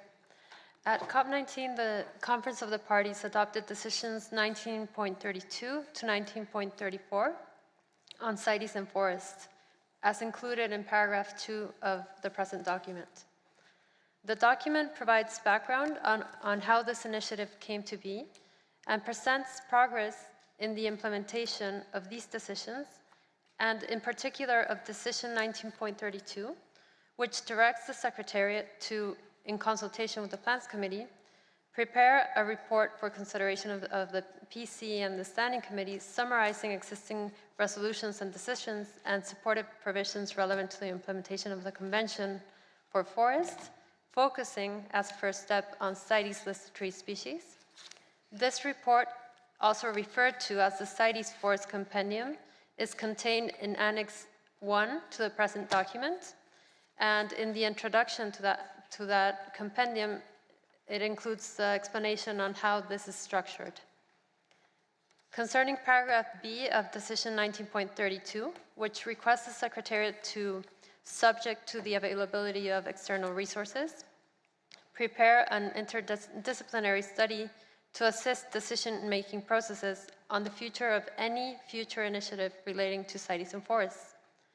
In paragraph 8 of the document, the Secretariat has included specifications regarding the cost of the study, and in anticipation of availability of funds for its implementation, we have included in the Annex 2 to the document draft terms of reference for its undertaking.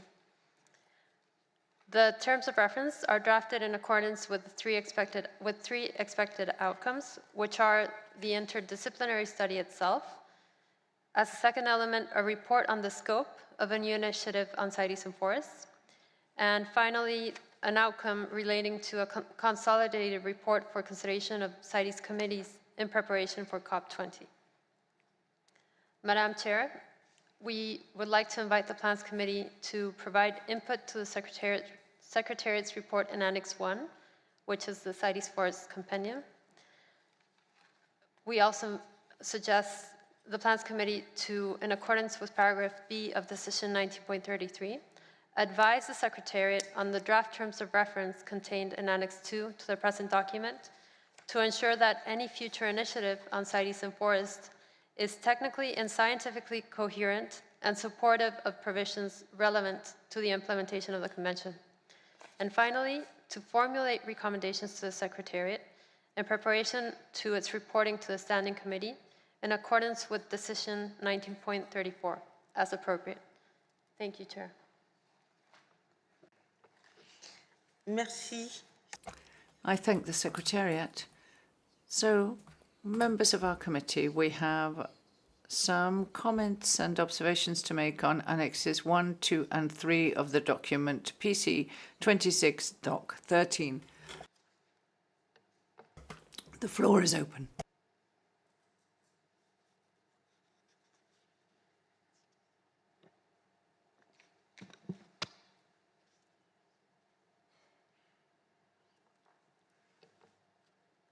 Je ne vois pas. I do not see any request for the floor from members. Oceania, you have the floor. Thank you, Chair. Donc, c'est bon, Océanie. Vous avez... Oceania, please. That would, and then you'll be followed by South and Central America and the Caribbean. Thank you, Chair. I'd like to thank the Secretariat for the development of this document. It's very complex and there is a lot for us to consider. I would like to suggest that we form an in-session working group to discuss this further. Thank you, Chair.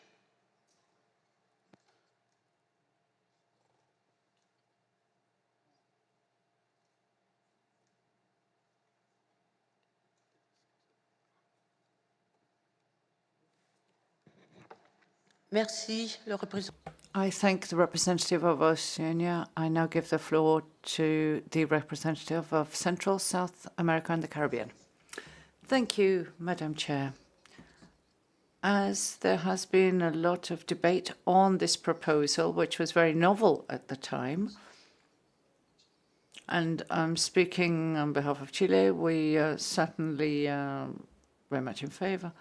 But it's important that we establish and ensure that it's in line with CITES' mandate. Of course, it's always evolving, and adapting to new times, as we did with IPBES, with biodiversity, CBD. But it's very important that we don't stray from CITES specific mandate when it comes to species and conservation and those who are subject to international trade. So whilst it's true we've already considered this matter a great deal, I think it's not bad to maybe go over this again and make our modest contributions, because we've heard some indications, in particular from areas such as FAO, that there are areas with other conventions and treaties and agreements. So what we've got to do is to really look at what is CITES. That's what we would like to contribute to this debate. Thank you. Thank you. I take note of what you've just said, and I now give the floor to other members of the committee who may wish to speak. I see no further request from members of the committee, so I will now give the floor to observer parties. On my list I have Mexico and Mexico speaking. Thank you, Madam Chair. We'd like to thank the Secretariat for the document, which, as was said by the representative of Central, South America and the Caribbean, it's already something that has some history and what's been done there. But if we integrate the analysis of the resolutions and decisions linked to trees, we think that there was still a need to include some decisions, 16.4, the cooperation of CITES with other organizations, and 16.10 on Eaglewood, and the decision on Aquilaria hirinops,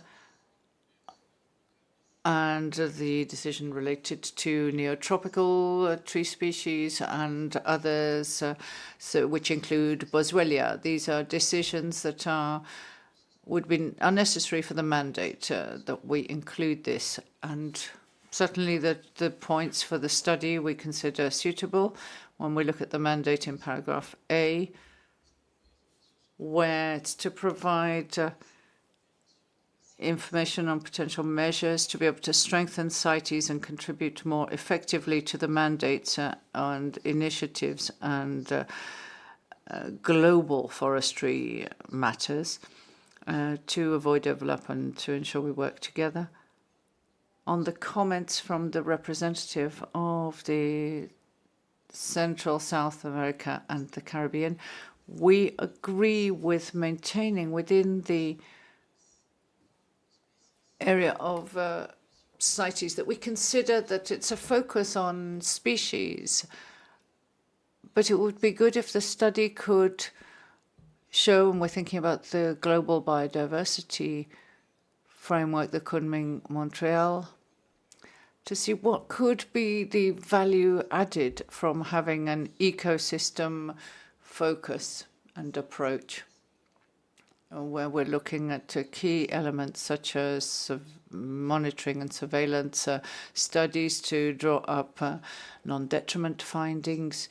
And we bear in mind the management, the integrated management of forest. That could maybe be useful, because there's always a concern that, well, people say this is a convention which is focused around species, but how we can bring in other stakeholders, how we can be more effective in information provision, but also to ensure that we can better manage timber and non-timber species. And so it's a case of looking at how we can do this without leaving our mandate. So conservation and management matters are very important also. Thank you. Merci au I thank the representative of Mexico. Do we have any further request for the floor? Canada. Thank you, Chair. Regrettably, Canada cannot support the Forest Compendium as outlined in Annex 1 of the present document. Additionally, Canada has concerns regarding the terms of reference of the study described in Annex 2. We can outline in more details our comments in the in-session working group as suggested by Oceania. Just to give you an idea briefly of some of our comments in Annex 1, for example, we believe that the Secretariat has not fully implemented the decision 132A, and as such we are unable to endorse the Forest Compendium as currently drafted. Regarding the resolution Conf 10, 13, Rev Cop 18 mentioned in Annex 1, we believe that paragraph 1A of that resolution addresses technical matter. So we'd like to keep it where it is. Regarding the Annex 2, we believe that paragraph 2.2c could be made more clear with respect to the purpose and goal of resource mobilization strategies. And regarding paragraph 2.2d, that implies that the consultant will draft a resolution on CITES and forests. We think this is outside the scope of the envisioned decision, and we could not support the text in its current form. So once again, we'd be happy to discuss more in an in-session working group. Thank you, Chair. Merci, Canada. I thank you, Canada, for your statement. I now have on my list the United Kingdom and the United States of America and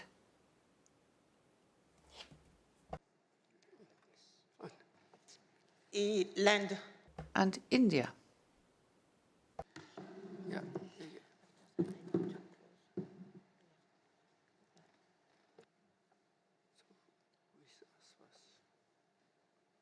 They have said least, but who is? Thank you, Chair.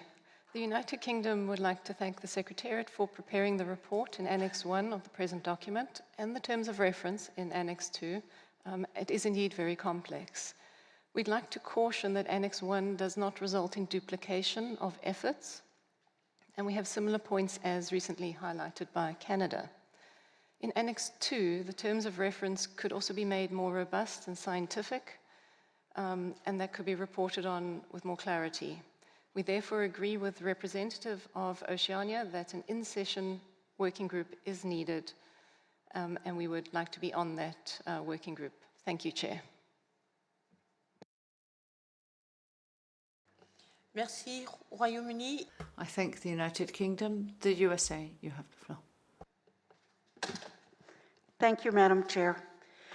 The United States shares some of the concerns that have been expressed by Mexico and Canada and others. We remain concerned that the scope of work described in the Secretariat's document is vast, despite being narrowed to tree species and a focus on ecosystems is generally inconsistent with CITES' focus on species. We note the importance of the opportunity for parties in the scientific committees to be involved in considering the development of this proposed initiative to determine if there is added benefits to CITES in this undertaking, and to ensure any initiative is technically and scientifically coherent and supportive of provisions relevant to the implementation of the Convention. The United States recognizes the importance of collaboration between CITES and other multilateral environmental agreements or international bodies that address the conservation of forests and forest-dependent species. But the need for this work as it relates to funding opportunities remains unclear to us. From a policy perspective, we do not support forest funding that could be duplicative with other bodies like ITTO, but we are not aware of any legal basis as to why the Secretariat or parties could not receive funds slated for forests. We would support Oceania's suggestion of creating an in-session working group, and we would have specific comments to be made on the annexes and the resolution. Thank you. Merci, États-Unis. I would like to thank the United States, and I now give the floor to India. Thank you, Madam Chair. India is concerned about standard nomenclature. If there is any provision, we will request CITES to invite at least one of the editors of the International Court of Nomenclature for Algae, Fungi, and Plants to act as a member of the CITES Plan Committee. Thank you, Madam.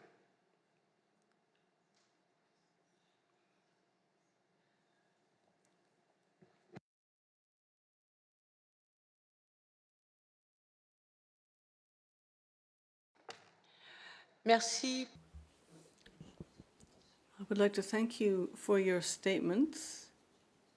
Before giving the floor to observers, I would like to say the following. In the light of the views expressed, I intend to set up a working group in order to allow a thorough discussion of these matters. I'm going to give the floor to observers, and we will then establish a working group. You have the floor, SSN. Muchas gracias, señora presidenta. Thank you, Madam, and congratulations on your re-election. We at SSN are concerned that this document sets up a separate working group that seems to be independent of other decisions that we have. The terms of reference for the study being proposed in Annex 2 does worry us. The study seems to go well beyond the CITES mandate. This is a matter that the representatives of Central and South America and the Caribbean, as well as Mexico, have said, and this is something that we ought to really bear in mind. Furthermore, we would like to urge the Plants Committee to suggest that ecosystem-related recommendations be restricted to Article 4, Para 3 of the Convention, which is the only place where the word ecosystem appears. As the representative of Mexico has rightly said, CITES works with species and not the ecosystem. And we also feel that ecosystems are to be considered in the second workshop on NDFs. If there is to be a working group, we would like to participate actively in its work. Thank you, Madam.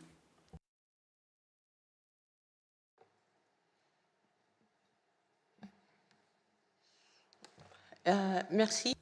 Thank you. I would like to apologize to others who have requested the floor. We do need to set up a working group, and the discussion can continue within the framework of that working group. The working group on CITES and forests will be chaired by the chair of the Plants Committee. And I would now like to invite participants to show interest. I would like to invite participants who would like to participate to please raise their flag. And once we have given your name, please lower your plate. Malaysia.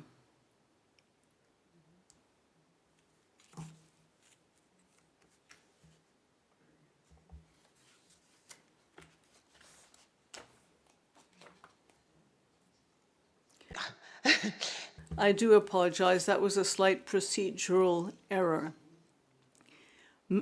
First of all, committee members, Oceania, Central and South America and the Caribbean, Asia, Africa. I do apologize, Madam. I'm speaking as a representative of Chile. I am the representative of Central, South America, and the Caribbean, but I would like to participate as a representative of Chile. Thank you for that clarification, sir. So we have Oceania, Central and South America and the Caribbean, Asia, Africa. Now, parties, Chile, Mexico, the United Kingdom, Switzerland, China, Malaysia, South Africa, Cameroon, Canada, Belgium, Australia, India, Germany, the United States, the Republic of Korea, Portugal, and the European Union, and Indonesia as well. Thailand, too. That, then, is the list of parties who want to participate in the work. Observers now. I would invite observers to please introduce themselves. So I see the ITTO, UNEP, WCMC, CBD, WWF, WRI, and now I'm afraid I really cannot see. SSN?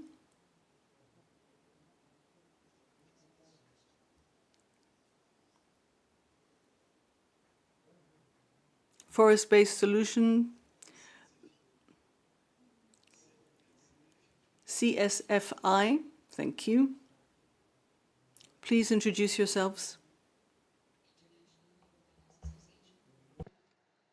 Oui, c'est OK. OK. Elle n'a pas pris. Center for International Environmental Law. IPCI France Europe.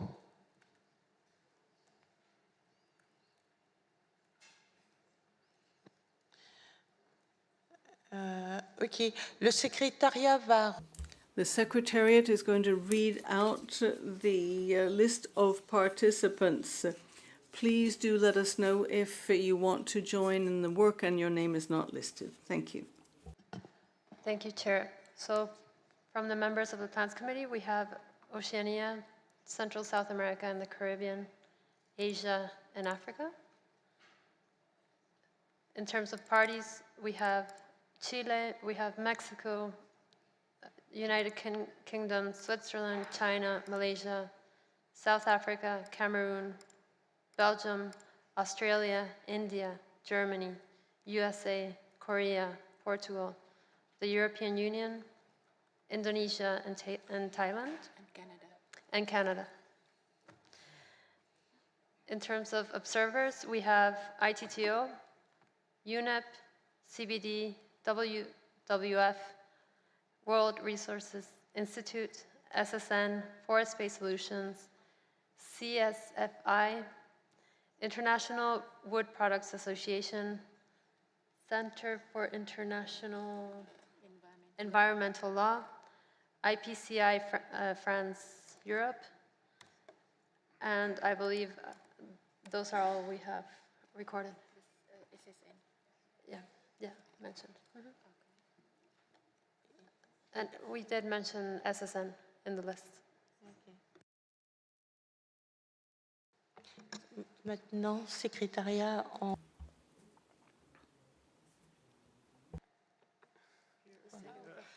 Ah. Is ATIBT? Oh, okay. Good. Okay. Thank you.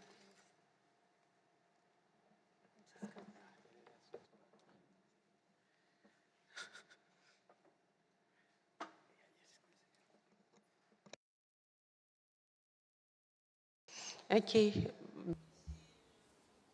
Well, that's quite a sizable group we have. ATIBT. Okay, we've made a note of your interest. This is quite a big group, and I do hope that it will shed light on all of these issues for us. I would now like to give you the working group mandate, which I will read in English. To establish an in-session working group on CITES and forest with the following mandate to provide input to the Secretariat's report in Annex 1 to document PC 26.30 in accordance with paragraph A of decision 1933. In accordance with paragraph B of decision 1933, advise the Secretariat of the draft terms of reference contained in Annex 2 to document PC 26.30 to ensure that any future initiative on CITES and forest is technically and scientifically coherent and supportive of provisions relevant to the implementation of the Convention. And C, draft recommendation for the Plants Committee to consider in preparation the Secretariat's reporting to the Standing Committee as per decision 1934.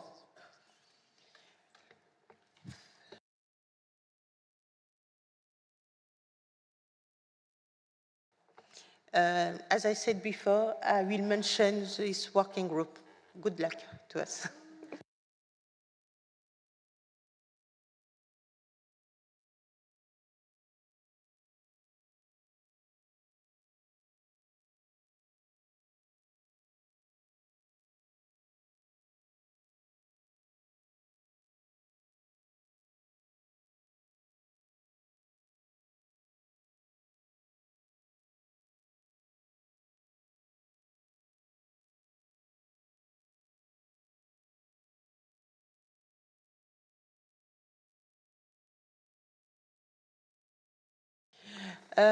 Merci. Donc, Thank you. We were supposed to finish at noon. It is now 12:15. We are going to conclude for now and take up item 15 when we resume. The chair kindly thanks the interpreters for the extra time given. I would like to remind members of the committee that we do have a working session planned for the lunch break. Thank you.